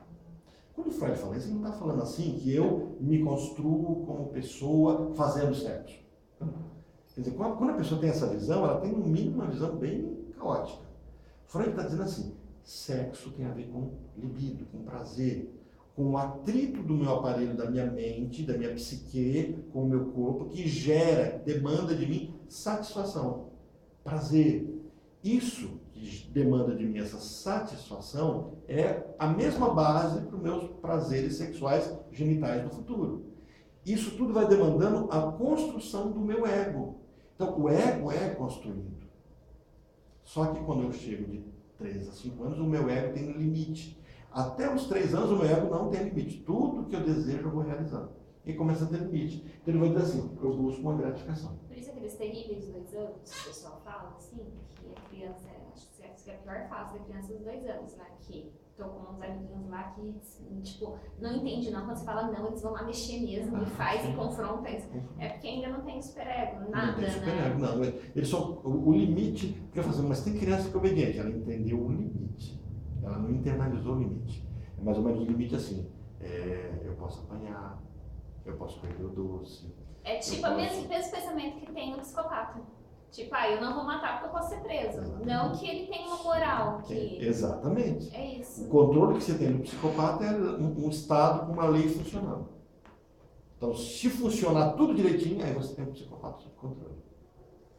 Minha filha tá nessa fase. Tudo eu falo, não pode, mas eu quero. Vai tomar banho, mas eu não quero. Tipo assim, sabe? Ela tá encontrando ali. Está tentando encontrar um limite. Né? E agora, o grande desafio dos pais é nunca reduzir a altura da criança. Reduzir a altura assim. Se ela teimar, o pai não tem que ficar batendo boca. O pai diz, não e pronto. Não, porque não, porque eu sou seu pai e acabou. Mas eu notei que daí eu Por tenho que que eu não vou ameaçar fazer? ela. Se Hã? eu não ameaçar ela de alguma forma, ou você vai apanhar, ou nananana, ou nanana, ela não faz. Até os 3 anos, ela tem que encontrar um limite. Você está achando o limite pela ameaça. Então, você vai ter Mas é errado, a né? partir dos 3, o Eu problema não é que queria dessa forma, mas eu não tô conseguindo fazer é só dessa forma. manter o não. A manter dificuldade o toda é a manutenção desse não. Não pega essa xícara. Pegou essa xícara, Daí eu você faço tem- o quê? não ameaça, você já tem as regras, não tem? Qual é a regra? Se você me desobedecer, você põe a regra para ela. Se você me desobedecer, eu vou colocar você ali de castigo, para pensar, você dá o nome que Eu você quiser. falava no Então cantinho. não é em cada momento que eu coloco a regra. Tipo, Não, eu tenho existe- que tem ter que haver geral. Uma regra geral. Todas as vezes que ela te Porque também desobedecer, assim, toda vez que ela me desobedece, daí eu falo, olha, se você. é você que está. Então, por exemplo, você Eu fala você assim, não- não pode mexer. Se eu disser não, Eu E tô você me sendo desobedecer, super né? vai acontecer, você vai ficar ali. E aí ela tem 3 aninhos, 3 minutos, né? Isso já não é psicanálise, já é supername, né? Aí você vai pegar essa criança, você vai pegar seu filhinho e fez, você não vai dar sermão nela. Porque o grande defeito do pai, olha, você não pode, porque não sei o quê. Põe ali. Ela vai chorar, ela vai gritar, mas desde que ela fique, tá bom. Deu 3 minutos, você tira ela dali, porque 3 minutos de atenção. Passou os 3 minutos, a criança perde a noção do que está acontecendo. Sim. 4 anos, 4 minutos. É 1 minuto por ano. Tá. Certo? E sempre fazer isso. Eu me lembro da frase do Capelato, que é bem interessante. Vou Assim, fazer isso quando o hoje. Capelato faz a fala. Fala cantinho. Filha, Eu vamos tinha conversar aqui Quando o agora. Capelato chega e fala assim, Pegar. ele fala assim, a mãe chega e fala assim, mas e se o meu filho, o filho já jovem, né? E se ele não me obedecesse? Assim, aí o negócio tá feio. Porque o jovem pode gritar, xingar, ficar nervoso, mas tem que obedecer. Mas é na primeira se ou é você- na terceira vez? Por exemplo, tô aqui, não pego o celular, falo não a primeira, daí na terceira eu coloco Não, no é a cantinho, na regra. primeira. É a regra. Se eu falo não pega, se ela vem Não que pega. pega, eu já vou Pegou. colocar no cantinho. Orlando, é isso que vai formando o superego da Não. pessoa? Não. Não. Só vai formar Isso os você vai limites, né? ensinar, é os limites. Isso faz com que o ego dela comece a arrumar formas de driblar. Então, é o que estava falando, é como lidar com o perverso polimorfo. Psicopatia mirim. Eles são psicopatas, Não, né? eles pegam, a Felícia pega o gatinho, põe na máquina de lavar roupa e, né? É. Mais ou O menos isso. irmãozinho da Érica colocou o gatinho dentro do micro-ondas. Nossa. quando era pequenininho. Eu achei que a gente tava com frio, colocou lá no micro-ondas. Morreu? Claro. Ligou o micro-ondas. Meu Porque se tivesse só colocado, né? Não ligou, morreu. Deus. É, meninos psicopatas. Não vamos pensar nisso. Agora, com 3 anos, esses valores vêm para dentro. Aí surge a figura da culpa. Aí a própria criança começa a trazer o valor dos pais internalizado. É isso que eles vão percebendo. Mas não antecipe tanto que vocês estão buscando o superego de novo. Né? Então, olha só. Nos casos favoráveis, ó, lembra o que ela está colocando aqui? O tema é isso aqui, ó. Sempre enxergamos pelo ego e apenas por ele. Nessa situação, os casos favoráveis, ó, o ego não faz objeção aos intrusos, mas coloca suas próprias energias à disposição, limitando-se a perceber. Então, quando as coisas são boas, a criança está brincando. Ela vai para o parque, está se divertindo, então ela lida bem com aquilo. Então, ela coloca a energia dela à disposição daquilo que realiza o ego. O id dela se realiza com aquilo, quando é favorável. Olha, aumento, aí começa a ver dentro dela, a criança está na festa. Você leva a sua filha para uma festinha, e aí você percebe que ela tem pesadelo à noite. Fala, mas gente, estava brincando, aconteceu alguma coisa. Olha, existe uma emoção pulsional acontecendo. O aumento da tensão, o próprio sentimento de dor que corre, pula, se agita, né? Um alívio da tensão quando obtida a gratificação. Então, tudo isso está acontecendo no corpo, mas isso que está acontecendo no corpo está criando formas do id se realizar. Tudo tem a ver com essa emoção pulsional que vai dar origem às minhas emoções. Tá? Então, no id vai predominar o que a gente vai chamar de processo primário. Então, o princípio soberano que governa é a obtenção de prazer. Eu vou trocar essa palavra prazer por satisfação, porque depois Freud vai discutir isso. Então, esse prazer não é aquilo que de fato é erótico, é aquilo que me satisfaz. O princípio do prazer é o princípio da satisfação. Tá? Porque quando ele descreve assim, existem pessoas que aceitam o desprazer como se fosse prazeroso. Não há síntese de ideias, os afetos são suscetíveis de deslocamentos. Vou explicar, tá? Os opostos não se excluem mutuamente, podem até coincidir, e a condensação é corriqueira. Então vamos tentar entender. Se a pergunta fosse assim, lembra que eu falei assim, o ego é essa coisa que eu não consigo, o id é essa coisa que eu não consigo medir, pesar? Mas vamos dar as características dele. Como é que é o id? Primeiro, não tem síntese de ideia. Eu não consigo casar as ideias, concatenar. Não tem coerência. Eu posso querer comer minhoca agora e ter nojo de minhoca. Eu posso querer comer telha, beber gasolina e não gosto de gasolina e não bebo. Já mulheres grávidas que costumam ter esses desejos, comer telha, beber gasolina, né? Tem gente que sente cheiro de tinta, começa com vontade. Não existem ideias lógicas. Ou tem nojo só sintetizadas. porque tem nojo. O id não tem isso. Ele é tudo. Os afetos, lembra o que é afeto? Não é Que te sentimento. afeta. Aquilo que me afeta. Os afetos são suscetíveis de deslocamento. Quer dizer, algo mexe comigo agora e amanhã pode não mexer. Mas não mexia, não afetava. Os opostos não se excluem. Normalmente a gente pensa assim, amo, odeio um ou outro. Quero, não quero.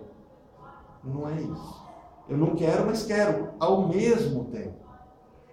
E a condensação é corriqueira. O que é condensação? Quando eu penso em algo, quando vem algo à mente, esse algo não carrega um sentido, carrega um monte de coisa. Então, por isso que os meus sonhos, quando eu vou trazer sonhos, eu não tenho um sentido para o sonho, eu tenho um monte de sentido para o mesmo sonho. Por isso que o sonho pode ser interpretado várias vezes com vários sentidos. Porque ele tem a linguagem do sonho e do id. Diz que o sonho é aquilo que leva a gente mais perto da loucura, né? Tava O lendo sonho, um na livro. verdade, é a linguagem da loucura. É a linguagem da loucura. E diz que os loucos são aqueles que sonham acordados. O louco é do avesso. Por isso que uma das primeiras coisas que se pede é que conta o sonho. E se a pessoa conta o sonho, você fica, ufa, a estrutura está boa, dá para salvar. A pessoa chega assim, olha, fui diagnosticado esquizofrênico. Ah, tá. E o seu sonho? Ah, eu sonhei tal e tal coisa. Esquizofrenia com sonho? Porque o esquizofrênico vive o sonho. Então ele não sonha. Ou tem sonhos infantis. Vocês vão entender isso mais para frente. Agora, entenderam? Isso aqui era característica do id. No id é um princípio primário. Essa é a forma como ele se comporta, para a gente compreender. E o ego? Ó, lembra? O ego tem a ver com a realização na minha história, no meu corpo. Do id transitando para o corpo, eu vou ter o quê? A rigor na associação de ideias, então tem que haver lógica.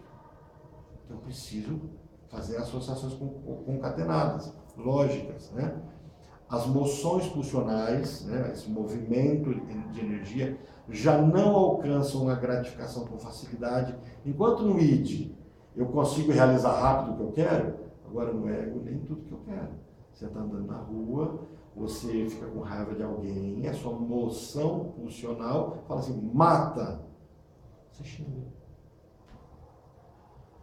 Você fala assim, né? Ou você lança uma praga. Você não pode matar, porque o ego teve o limite da realidade. Olha, o princípio soberano que governa é o da realidade. Né? Você está andando na rua, você vê algo que você quer, e aí você compra uma revista para realizar vendo aquilo na revista. Ou assiste um filme, né?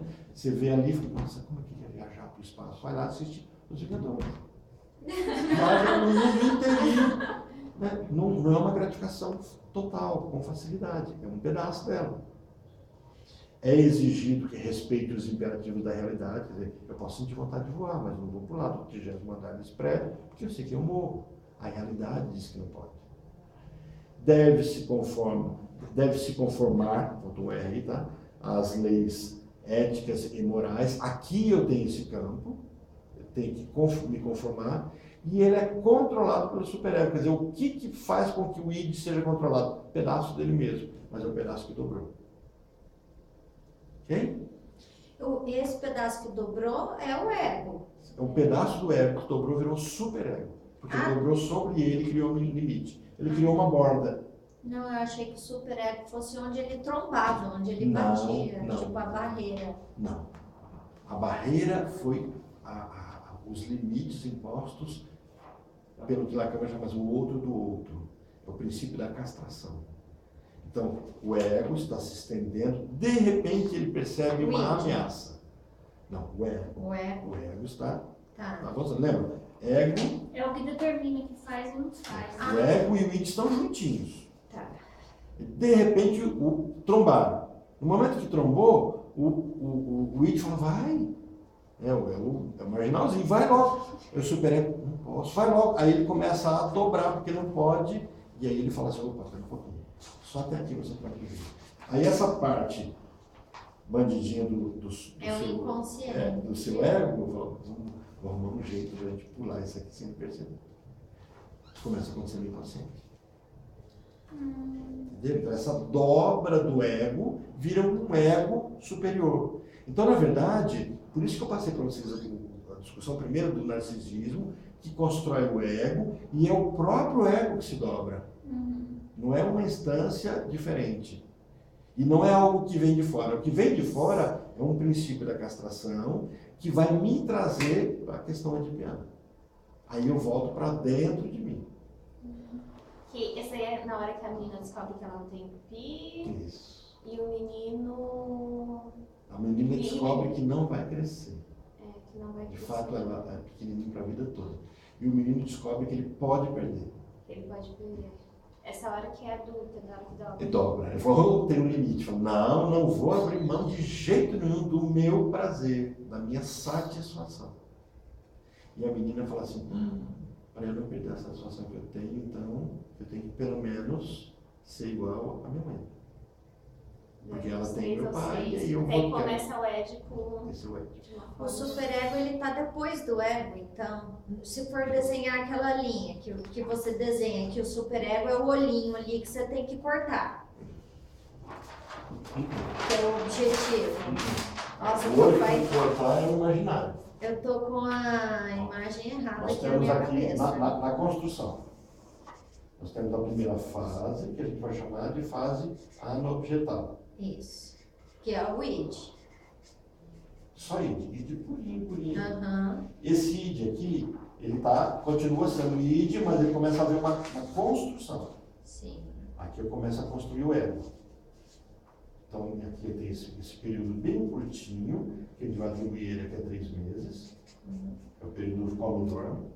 E aqui começamos na fase objetal. Só que esse meu ego, ele é gerado no outro, não é dentro de mim. Sim. Então, e ele vai prosseguindo. Id e ego parceiro, tá? Os dois juntos. Id e o ego, os dois juntos. Até que chega um limite. Para Quando mim, chega esse o limite era o superego. Não, o limite é externo. Tá. Isso aqui é Que é a o ameaça ego. de castração. Quando esse limite é encontrado, o ego fala assim, opa, pera um pouquinho. O ego continua, tá? O ego continua. Só que ele não pode mais carregar o id, porque o id bloqueou aqui. A partir daí é fantasiado. Aí é aqui, aquele que a exatamente. gente. O ego vai dizer o que pode passar para cá. Quem é que filtra? É a parte do ego que ficou aqui, que criou esse limite. É que quando eu falei isso, você interpretou então que o que deu isso limite, para mim essa parede era o não, porque superego. aqui ele fez isso, ó. Ele dobrou. A parede é a ameaça de castração. Mas eu sou o que passou. Aqui é o que passou é o meu ego. Então Não, ele tá, continua mas passando. Lembra? Há uma pulsão. O tempo todo ele continua caminhando. por exemplo, o que a pessoa trabalha hoje na É o análise, ego. a reclamação, as É o coisas que ela vem, que está atormentando, é esse ego que passou. Isso. Aquilo que ficou dobrado ali ficou no inconsciente. Isso.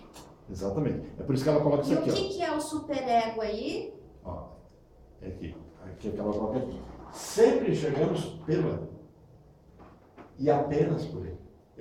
Você acabou de falar, é isso aqui que ela Tá. diz. E eu estou tentando procurar o que está ali dentro, o que dobrou ali, Isso. para dar um Isso. sentido para o que eu estou sentindo e vivendo aqui no ego. Ela vai dizer assim, toda essa análise, que não é a dela, que não está errada, é uma análise onde eu tento buscar o que está aqui. E ela vai fazer uma nova proposta, fala assim, vamos começar a investigar o que está aqui? Aí vai ter um retorno mais rápido para ele procurar o que está aqui. Então vamos entender isso aqui e desmontar isso. Essa que vai ser a proposta dela. Sim, Ela vai procurar não é nem inconsciente, né? Ela vai procurar aquilo que está As defesas. as defesas, né? Orlando, nesse desenho, onde está o superego? Quando você fala superego. Esse aqui. Tá Ah, vendo? tá. Esse é o superego. E ele, ao voltar, ele chega... muitas coisas que iriam passar e fala, volta. Tá. Só passa, é ele que aprova. E ele fala, pode voltar, se você não. Ele é cultura, religião. O Espírito Santo. Tá. né? É o Espírito Santo, Ah, é Deus. tá certo. É a minha cultura familiar, a minha estrutura familiar todinha. Mas antiga. então não é nisso que eu bato? Porque se eu não tiver isso, Não, ele te impede. eu passo reto. Não é que você bate. Ele fala, volta. Ele Não, não tá. deixa passar. Tá. Ele não deixa passar porque ele bateu em alguma coisa. Então, ele reconheceu uma autoridade. Ele é aquele cara que ele não é o paredão. É o cara que fala assim, não pode, tem um paredão. Ah, tá. Ele fala, não pode. Aí você fala, vou enganar ele.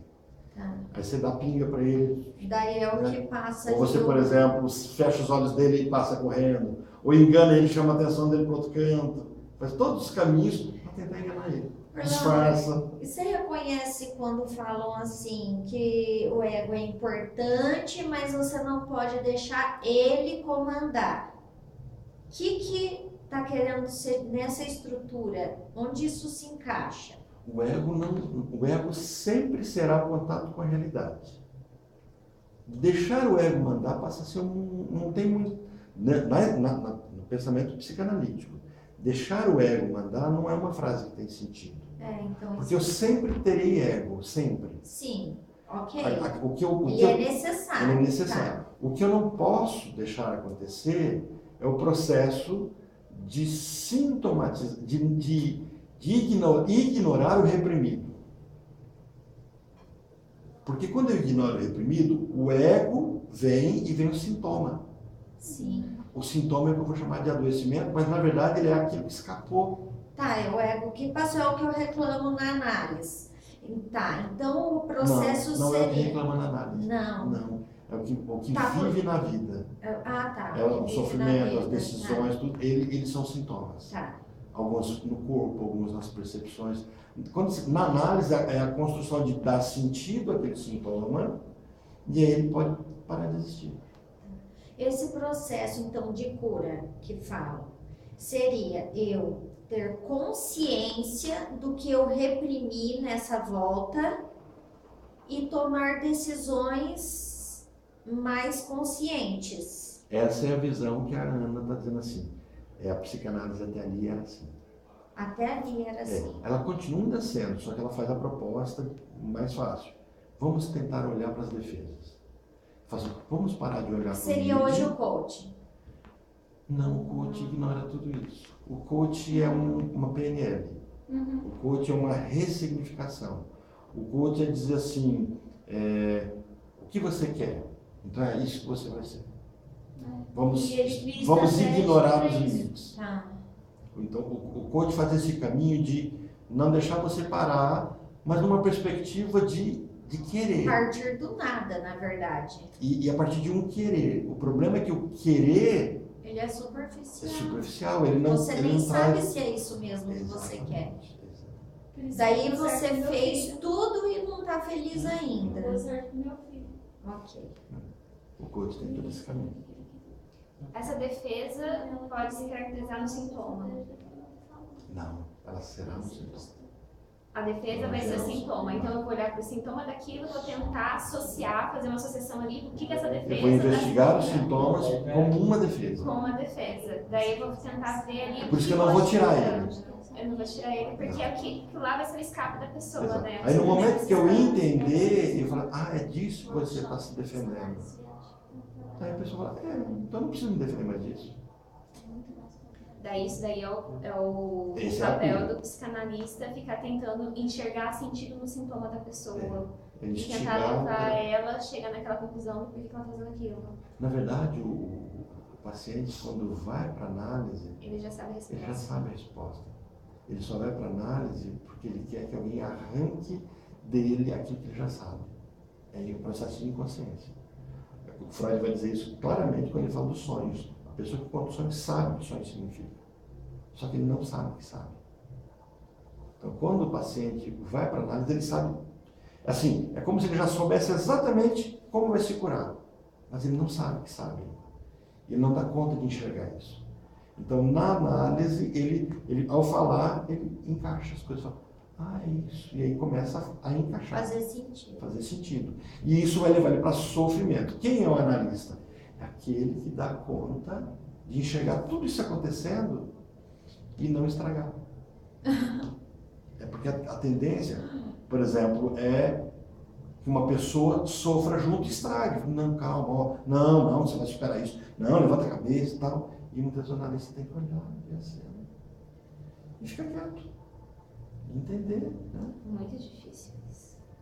A pessoa chorar quase 40 minutos compulsivamente. E só pensando assim, eu tenho um paciente daqui 10 minutos. Como é que eu vou dar conta de parar esse rio que está vindo? E de repente, opa, normal. Hoje uma amiga de manhã da Nova Zelândia, que tá passando período lá, me ligou, ela falou, Maia, pelo amor de Deus, eu não sei o que fazer, eu pensei só em ligar pra você. O que tá acontecendo? Ela, o cara que mora comigo quer se matar. Eu falei, tá, e ela só pensa em ligar pra mim. Calma. Do outro lado do mundo. Fala pra ela ligar no 88. Pega só a posta de chocolate. Daí ela, eu tô falando pra ele que vai ficar tudo bem e tal. Eu falei assim, olha, não vai ficar tudo bem, ele tá sofrendo. Aceita o sofrimento dele. Mostra que você tá ali, que você tá vendo o sofrimento, que ele tá sofrendo, ajuda ele, vê que ele tá sofrendo, fica calma, olha no olho dele, rela nele e passa uma segurança, não tem mais muito o que fazer, né? Eu, não, mas eu tô falando que vai ficar tudo bem, eu falei, mas não vai. Né? Se aceitar esse sofrimento, ver que a pessoa não vai ficar legal tipo, de uma hora para outra, porque ela tá sofrendo, poxa. Você tem que aceitar que ela tá sofrendo, só mostrar que você é por ela, né? Não tem muito o que certo. Isso. Foi cruel, mas foi isso. Ora, Mas é isso. Eu É só acabei assim. de chamar as crianças com Foi 2 anos de cruel, psicopatas. Eu sou cruel. Só pode. Então, mas é a percepção de ajudar a pessoa a que ela compreenda o momento que ela está. Agora, Freud diz assim, porque quando a pessoa quer se matar, a gente tem que entender, ela está querendo matar alguém que está dentro dela. Se for dizer assim, você não vai conseguir matar, você está tirando a esperança dela de resolver isso. Então você fala assim, por que matar? Sabe, levar a pessoa a pensar sobre isso. O coach já ia tirar ela desse campo, o coach, o que desse outro sentido, né? Por exemplo, a visão, que a gente estava conversando sobre a questão do CVV, é humanista, né? Até, Sim. eu vi isso com você, né? Eu não tinha essa visão. Quando você falou assim, isso é humanismo puro. Você não traz algo novo, você não leva a pessoa a pensar, mas você faz eco. Porque a pessoa não se ouve. Então, quando a pessoa fala, eu quero me matar, você fala, ok, você quer se matar. Então aí você começa a fazer o caminho, esse é o caminho humanista, é diferente do psicanalítico. No psicanalítico você instiga a pessoa, não é falar, vai, dar o tiro, né? É falar assim, e isso resolve aqui. Só que você faz aliança, você faz pacto. Ok, então você não vai se matar agora. Então vamos dar um tempo. Vamos tomar um café na Eu sexta-feira, a gente conversa até lá então. Tinha uma menina que era minha paciente, eu estava saindo de férias, estava indo para a praia, e eu estava na praia, ela me liga, e ela fala assim, Orlando, eu vou me matar. Eu falei assim, você vai fazer eu perder minhas férias. Eu estou aqui com a minha família, você vai fazer eu ter que voltar. Vamos fazer o seguinte, espere eu voltar de férias para você se matar. Pode ser? Você volta quando? Eu volto mês de fevereiro. Eu falo, tá bom. Então você me promete que eu posso continuar minhas férias tranquilo, que até lá você dá conta de sofrer, você pode ligar para mim quantas vezes precisar, mas você dá conta de sofrer. Só até você voltar de férias, eu vou me matar. Eu voltei, entrei em contato. Ela falou com a mãe que queria marcar a consulta. A mãe não deixou ela marcar a consulta, porque ela estava bem. Eu dei um toque na mãe, falei, olha, botei, a mãe não validou. De repente eu vejo no Face, graças a Deus minha filha foi salva, porque o carro atropelou ela, não sei o que, não sei o que. Está atropelado no meio da rua. Que? No local em que ela se disse que ia se jogou na matar, ela se frente. jogou na frente do carro. Aí eu fiz contato com ela, falei, você tentou fazer, eu não te disse que ia me matar? Falei, se você não me procurou. Aí ela foi, continuou o tratamento com outro terapeuta, era questão de dinheiro, aí foi para a Unimed, aí o cognitivo comportamental, o que vai acontecendo, aí foi fazer PNL, depois foi fazer o MDR. Não, eu preciso de um treinamento intensivo daqui fazendo esse tipo de situação, porque eu tô sendo colocada muito nesse tipo de situação. Tipo, vamos matar e agora? O povo vai me e aí, Você tem Mayra? que fazer o CVV, assim, é o mais rápido e intensivo possível. Mas esse de você colocar a pessoa, tá, mas por quê? Aquele que você pegar a hora pra você falar assim, tá, mas por que você quer se matar? É isso? Tipo, o que vai resolver? Uma das questões que você pode colocar é levar a pessoa a pensar sobre isso. O que está acontecendo? Quando a pessoa, você nunca pode interpretar de forma literal o que a pessoa está dizendo. Eu quero me matar. Ela tá querendo matar alguém. Ela quer matar alguém. Mas o que está acontecendo? E a pessoa vai contar o que está acontecendo. Mas ele está falando uma pessoa que ainda dá conta de contar o que está acontecendo. Então, se a pessoa busca, eu quero me matar e te conta, ela está pedindo assim, me segura. Ele estava com morfina hoje de manhã, eu queria aplicar morfina. Já estava no ponto de... Ela precisa de um recurso lá, de alguém que faça uma intervenção ali. Sim. Porque existem casos que a pessoa está num ponto em que ela não se contém, não tem mais quem segure ela. Então ela precisa talvez de uma intervenção naquele momento e depois tem que resolver isso. O que eles falam que é muito importante é você conseguir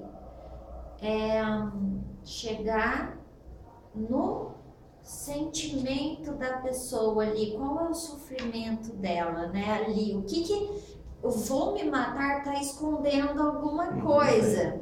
O que ele emoção quer que tá. falar ali, que emoção que está ali, né?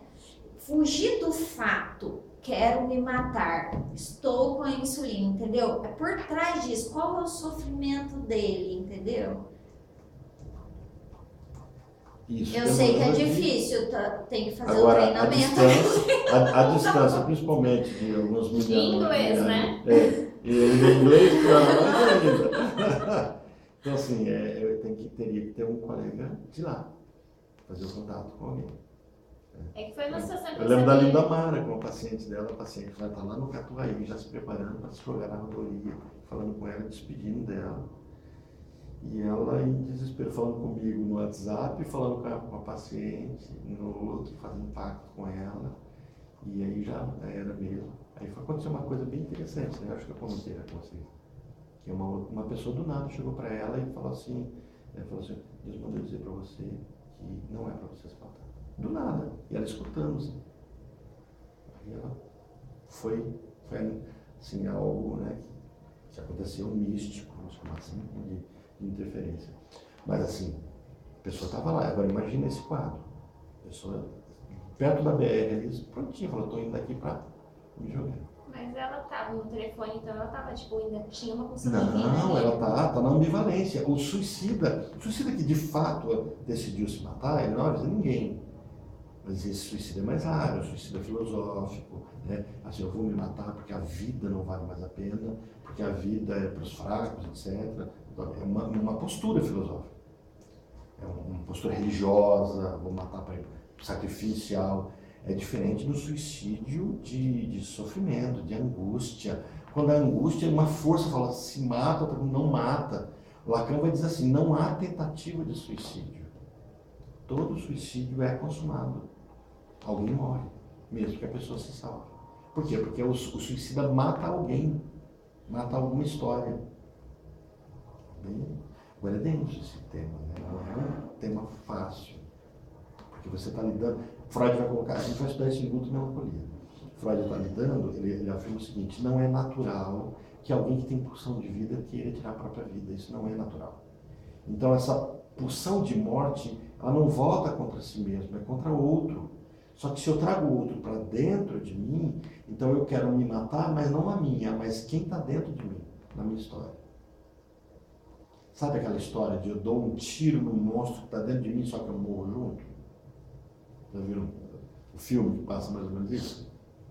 O único jeito de se matar, de matar um monstro é se matando? Olhando nesse processo aqui, é como se eu matasse alguma coisa que está doendo ali no meu inconsciente, que eu não sei o que é. Daí o ego encontrou essa forma de suprir essa falta, né? E matou. Então essa seria uma forma assim doente. Esse não é o suicida verdadeiro. É por isso que está tão alto o índice de suicídio hoje. Porque se fosse... Mas os suicídios são longos, são assim, cíclicos. De repente, por isso que, por exemplo, quando as pessoas têm suicídio, eles não podem ser muito comentados, existe um pacto. Porque quando se fala muito de suicídio, aí as pessoas começam a se matar. Não sei se os caras sabem que uma pessoa se jogou lá do Mas é como se ela achasse que aquilo está disponível para suprir a falta dela. Não é? Twin Towers. Porque o ego usa o que está disponível, o que ele enxerga como disponível. Daí ele fala, se o cara se matou, eu também posso me matar. Ah, sim. Isso não. É o que está disponível, mas tem a ver com a falta insuportável. Isso, sim, contou. Há uma angústia acontecendo. E teve um nesse prédio aqui também, você soube? Não, nesse aqui. Agora recente, quer dizer, recente faz não muito tempo. Um senhor tava... Eu não sei quanto andar tem aqui. Estava no escritório de um advogado aqui. Tem 30. É. Tem a praça aqui, não tem de movimentação, assim? Não tem algum lugar que dá pra cair ali? Não. Tem um restaurante aqui. Não, tem a varanda ali fora, sim. Não tem? Não. Depois do último da lanche ali. janela. Ah, tá. Dá pra pular, Dá pra cair pular. aqui, cai aqui do lado, porque né? a minha filha trabalha no cartório aqui do lado, no terceiro trabalhando. É, não, é essa parte aqui. As É, eu não pessoas de sei lá exatamente, porque minha sobrinha trabalha aqui também, né? Eu não sei se é aqui ou um prédio aqui que a minha sobrinha... É aqui, né? Ou aqui ou ali. Ele subiu, tava no escritório de advocacia, aí disse que de repente, bum, um moço tinha acabado de levantar na mesa. Caiu, bum, né? Era um corpo. Diz que ele subiu, foi falar com o advogado, que era meio parentesco, o advogado não escutou ele já estava com um quadro assim. Aí ele se jogou do lá de cima, não sei qual andar, e se matou. Aí depois, quando eu descobri que ele estava sendo acusado, A gente já conhece essa história. né, de ter... De acusada, né? É, mas aí depois não era, né? Diz que não, mas ele morreu, né? Então, porque eles que estavam, todo mundo ia ser preso e ele queria provar que não, né? Ele foi pedir advogado, mas imagina o que estava na cabeça dele. Ele queria ser preso e sofrer, aí depois foi que parece que não era. Complicado. Então, o suicídio é um tema complexo. Eu ganhei um livro da Angelina sobre a história do suicídio, bem interessante. Aí eu fui correndo lá na parte da psicanálise do suicídio. Eu só sei da história dele, mas onde Eu foi? vou perguntar pra minha filha se foi aqui ou foi ali, mas não faz muito tempo. Aí o povo. Mas Não, não pode, eles não- não comentam, não passam na Normalmente TV, é porque nem nada. isso traz uma. Como se fosse uma epidemia, uma histeria. Sim. Porque é como se, por exemplo, agora as pessoas que têm desejo de se matar, elas, opa, tem É mais tipo um gente. incentivo, né? É mais ou menos assim, para como quem se tem esse aquilo desejo, que é um fosse um incentivo. tabu passasse a estar à disposição. Ô, Orlando, só pra entender assim, a gente que tá aqui, que nem eu contei pra você aquela situação que eu vivi lá na clínica, né? O cara pulou e tal, e na hora eu tive aquela reação de entender ali que ele tava com medo. O menino lá que entrou, lembra que eu comentei mais ou menos? O drogado. Sim. Da clínica, que ele pulou o muro, a gente estava lá no Sim, fundo sim, lembrei. almoçando. Ele entrou e aí na hora eu não senti medo porque ele estava apavorado, ele estava surtando, eu acho, por causa da droga ou excesso de droga, não sei. O problema foi depois, entendeu como a doutora acusou a gente, como ela puniu a gente, a ponto da secretária pedir as contas e sair doente, né? O que passa na cabeça, assim, que eu na minha cabeça, eu resolvi a situação. Abri o portão, entendi que ele estava com medo, que realmente tinha alguém. Não tinha ninguém seguindo, mas pra ele tinha.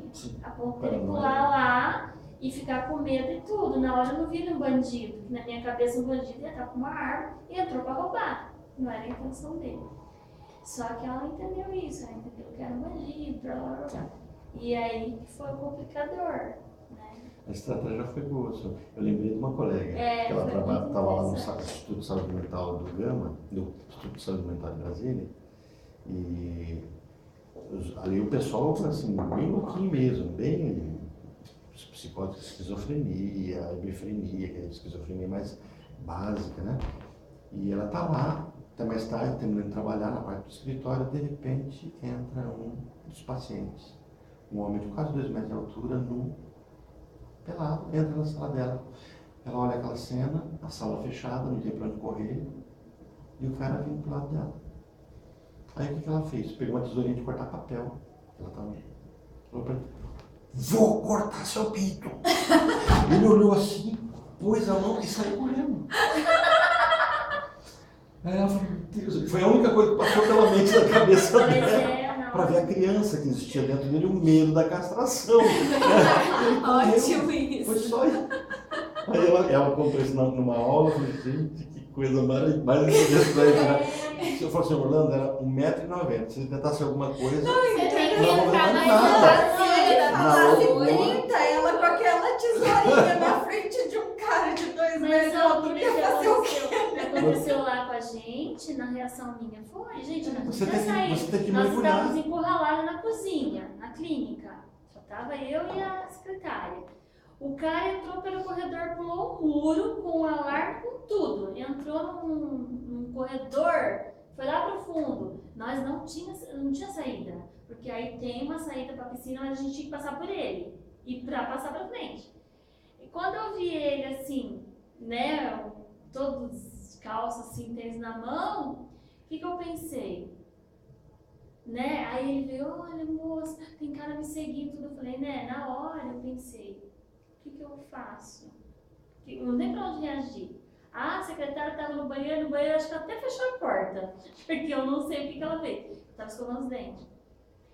Aí eu falei, ah, sim, estão te seguindo? Aí foi aonde que eu falei, ah, estão te seguindo, mas querem te pegar? Não, fica tranquilo, não vou te bater não. Faz assim, ó, senta aqui, relaxa, não precisa ficar com medo. Eu vou lá ver se realmente, aí eu falo pra você. Senta aqui, tem uma escadinha, sentou. né? Ai, moça, ele quer me bater. Ó, eu não peguei nada não, isso aqui é assim. Ó, esse alguém bateu, ó, tá vendo? Eu tô machucada, eles querem me bater 3. Ficou, né? E aí eu falei, então tá, eu tinha que passar por ele. Na hora que eu passei por ele, tinha uma enxada do pedreiro, tinha um cano da cortina, eu vi tudo. Eu falei, né? Só que na hora, o que eu tinha que fazer? Não tinha que pensar nisso. Fui lá na frente, na minha cabeça era o quê? Abrir o portão pra ele sair, eu tinha que entrar na clínica. Você tem que entrar no jogo da pessoa. Aí eu fui lá, ó, não tem ninguém. Voltei, não tem ninguém. Não tem ninguém. Já foram embora. Você pode ir, você vai ter que sair. Vem comigo. Aí ele veio, tal, passou, tudo. Abri o portão e ficou. Foi embora. Foi embora. Vocês assistiram Pat Adams? Nossa, que coisa mais louca. Depois Quando que baixa a cena. o rapaz tinha né, medo você de fez. rato. Ele tinha que dormir num quarto e o lobo dormia com ele e tinha medo de rato. E aí como é que ele dormia? Porque a noite toda, rato. Aí ele entra no jogo e inventa uma bazuca de matar rato. Aí onde é que tá? Aí o lobo, ele pegava a bazuca, tum, matei aquele rato. E aí, pronto, aí tá.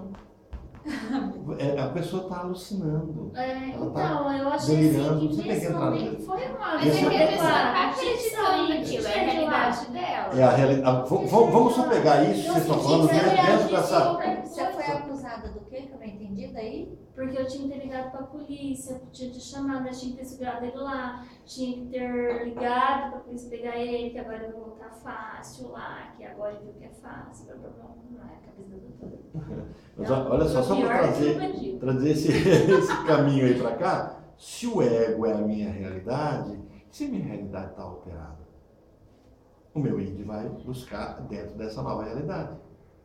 Porque a minha realidade tenta buscar isso aqui, ó. Né? Ter rigor na associação das ideias, esse movimento pulsional, né? Ele vai alcançar gratificação, alcança a gratificação não é com tanta facilidade, então ele faz uma busca, ele vai respeitar a realidade. Agora, qual realidade? A realidade dele, que ele está Ele enxergando. pode estar na Toda fantasia alterada. para fugir do Pra ele, eu seu imaginei que pra ele tinha gente seguindo. Exatamente. Pra ele existia, ele tava em pânico. E as regras éticas e morais dele, e ele vai ser controlado pelo superego. E agora, os impulsos de desprazer desse ego? Agora, a gente está vendo aqui os de prazer. O princípio soberano que governa é o da realidade. Agora, olha só. O princípio soberano que governa é o da realidade que pode me trazer desconforto, exposto às críticas, exposto à rejeição, precisa se modificar, surge hostilidade entre o ego e o id. Então agora aquilo que eu desejo não pode ser realizado, então o meu id começa a ser cruel comigo, então os dois eram amiguinhos, agora ele não pode resolver o problema, e aí o ego passa a ser desconfiado, paranoico. Então agora nós estamos tendo um ego que sofre. Então qual é a tarefa do observador nesse momento? Olha, a tarefa do analista. A tarefa do observador analítico agora é dividir a imagem, dado que representa de fato um compromisso entre várias instâncias separadas de suas parcelas componentes. O id, o ego e talvez o superego. Então eu começo, eu observador, ao observar o ego, consigo definir o que está acontecendo. Entendeu? Aí a Ana vai ter assim, incursões do ego, incursões do id e do ego, consideradas como material para a observação. Então eu vou observar essas duas instâncias. Né? Aí o que eu vou observar? Primeiro, o recalcamento bem sucedido. Isso tem a ver com o que você tinha comentado no começo, a questão do recalque e da defesa. Olha lá. Nós só tomamos conhecimento do recalcamento quando se torna evidente que está faltando alguma coisa. Tenta imaginar mais ou menos o seguinte. Você tem muitas coisas na sua casa que você não usa, guardadas num quartinho. De repente, daquele quartinho, alguém vai lá, a empregada vai lá, faz uma limpeza e joga tudo que ela acha que é lixo fora. Passam anos, você nunca precisou de nada daquilo. Você vai sentir falta? Não. Sumiu alguma coisa? Mas de repente você precisa de algo que estava no meio daquela bagunça que foi. Daquilo você vai sentir falta. Então, o recalcado, bem recalcado, eu não sinto falta dele porque eu nem sei o que é. Ele não tem forma. Lembra? Ele é algo que está reprimido. Mas olha, se tornar evidente a falta, quer dizer, se eu sentir a falta, aí eu dou conta de saber que me falta alguma coisa. Não sei o que, mas me falta alguma coisa. Isso significa que quando tentamos formar um juízo objetivo sobre determinado indivíduo, percebemos a ausência de certos impulsos do id, cujo aparecimento no ego seria de se esperar em busca de uma gratificação. Então, quando a pessoa está desmotivada, sem sentir a falta de algo, é porque é como se ela estivesse evitando, então ela está se defendendo demais. Então, quando você vê uma pessoa muito zen, sem nenhum nível de angústia, e aí ela diz assim, a vida está desmotivada, a vida está redondinha, e a pessoa não se sente bem, por quê? Porque ela está gastando a energia dela em manter tudo muito bem guardadinho. Ela precisa deixar escapar alguma coisa. Deixar escapar alguma coisa é sofrer, é sentir a falta. Então, primeiro passo, o recalcamento bem sucedido não vai me provocar a angústia. Por outro lado, o que me faz recalcar de forma bem sucedida? Segundo, o que eu vou fazer? Eu, analista, vou buscar. Eu vou ser o chato que vou buscar a falta. Se a pessoa chega de bem com a vida, de quem está de bem com a vida não faz análise. Algum vazio está acontecendo ali. Então nós precisamos descobrir esse vazio. Se por meio do reforço do seu investimento energético, reforço do investimento energético, a defesa estabelecida pelo ego for coroada de êxito, a força invasora do id é derrotada e a paz reina uma vez mais na psique. Uma situação extremamente desfavorável às nossas observações. Quer dizer, está tudo resolvido, não consigo localizar. Como é que você está? Estou bem. Na sua casa está tudo bem. Seu trabalho está perfeito. Com a sua família? Está dormindo bem? Estou. O que está acontecendo com essa pessoa? Freud vai identificar isso como resistência. Ele vai dizer que a pessoa que ainda está em análise e entra nesse caminho, ela chegou perto do problema e o problema fugiu. Sabe aquela história? Todo mundo se escondeu? Sabe aquele cara vai pedir dinheiro? Você lembra desse comercial? O cara chega na sessão de trabalho, todo mundo vai atrás do armário, todo se esconde embaixo da mesa, né? Porque quem ele encontrar, ele sabe que vai pedir para emprestar dinheiro.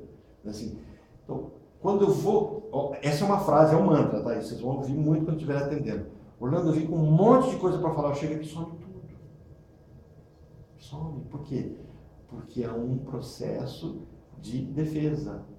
Isso, quando acontece, é interessante, porque você está perto do problema e o problema é defendido, foge. É recalcado mesmo. Está reprimido ali, a pessoa não quer ver. E aí, só você deixar a pessoa falar de repente, que tudo que ela esqueceu, ela consegue falar. Por quê? Porque ele precisa ver. Então buscamos a fase. Se por meio desse reforço o investimento for perfeito, ele vai tentar desfazer isso. Eu não sei que horas são. Já. Já deu? Então, na próxima aula nossa, nós vamos falar do capítulo 2, a aplicação da técnica psicanalítica aos estudos das instâncias psíquicas. Olha só para vocês entenderem, para a gente começar a perceber o caminho que percorre. Olha. Isso aqui é toda a história da psicanálise. Então, eu vou pular um pouco rápido isso aqui com vocês, até a gente chegar nas defesas. Olha, técnica hipnótica no período pré-analítico, a gente já começou a discutir isso, a Ana vai falar sobre isso. Quer dizer, no começo se hipnotizava, usava essa técnica, então o processo tal. Aí, o que começa a psicanálise de fato? Começamos aqui. Então, o que a psicanálise trabalha? Livre associação, interpretação dos sonhos, interpretação dos símbolos, as parapraxias, os atos falhos, né? As transferências, a relação entre a análise do id e a do ego e a unidade da técnica analítica decorrente. Então ela vai falar nesse capítulo 2 sobre tudo que é psicanálise para depois ela começar a entrar nas defesas. Okay? Então nessa parte aqui, até vou passar depois rápido com vocês, para depois a gente já entrar em quais que são as defesas do ego de fato. Então a gente vai falar também pouca coisa. O que é a interpretação do sonho, como é que ela ajuda, a interpretação dos símbolos, o conhecimento, o ato falho, tudo isso aqui para praxis, os deslizes da língua, o esquecimento, é porque a gente vai estudar isso com muita calma depois em Freud. Então são técnicas que ela vai passando, a transferência dos impulsos libidinais, transferência de defesa, aí a gente vai discorrer com mais detalhes. Esse livro ele é muito grande? Não, são 100 e poucas páginas. Você consegue mandar ele digital? Eu não mandei para vocês. Você manda tantas vezes, tem que dar uma olhada. Como que é o nome dele? O ego e seus mecanismos de defesa. Se eu não mandei, eu mando para vocês. Era para mandar. Eu acho que você mandou sim. Mandou sim. Esse Você mandou livro sim, que é eu vou o ler. clássico, é de 1936. Você mandou? Porque teve um outro livro que você falou que mandou também, eu não vi, gente. O que eu sei que você tinha mandado ler agora, que é o que eu tô Eu lembrando, do queria assistir um filme lá, é o Qual? Agostini. É alguma coisa lá, no final tem a palavra inconsciente. É um nome tão grande que eu só lembro da parte do inconsciente que tem embaixo, que é o que eu tô lendo agora. Só que igual, não vá pela introdução, a introdução é terrível. Eu tive que ler a introdução com um dicionário. Com um dicionário, mas depois o livro é tranquilo, Qual foi aquele sabe? filme que era pra mim assistir quando você mandou logo no comecinho? Eu faço confusão. É Agostini? Não, é o Agostinho. É, que eu não tenho na Netflix, você ficou de Não tem, mandar. eu não mandei o link pra você. Foi antes ou depois do negócio do tênis? Acho que era assistir. Você me lembra? Ah, Eu tenho que passar o atalho da, Foi o- do. Porque ele tá no azul, meu. verde. Porque ele é grande, ele Que tá cor no você meu Dropbox. Tá. É que tem gente que É, muda de cor, eu toda hora eu volto a olhar. Preciso Rosa, pagar. Toda hora eu volto a olhar esse tênis pra ver se ele Só mudou de desligar cor a pra câmera. mim. E eu já- Eu posso transferir amanhã porque eu recebi hoje. Ai, preciso te pagar, é verdade. É porque eu tenho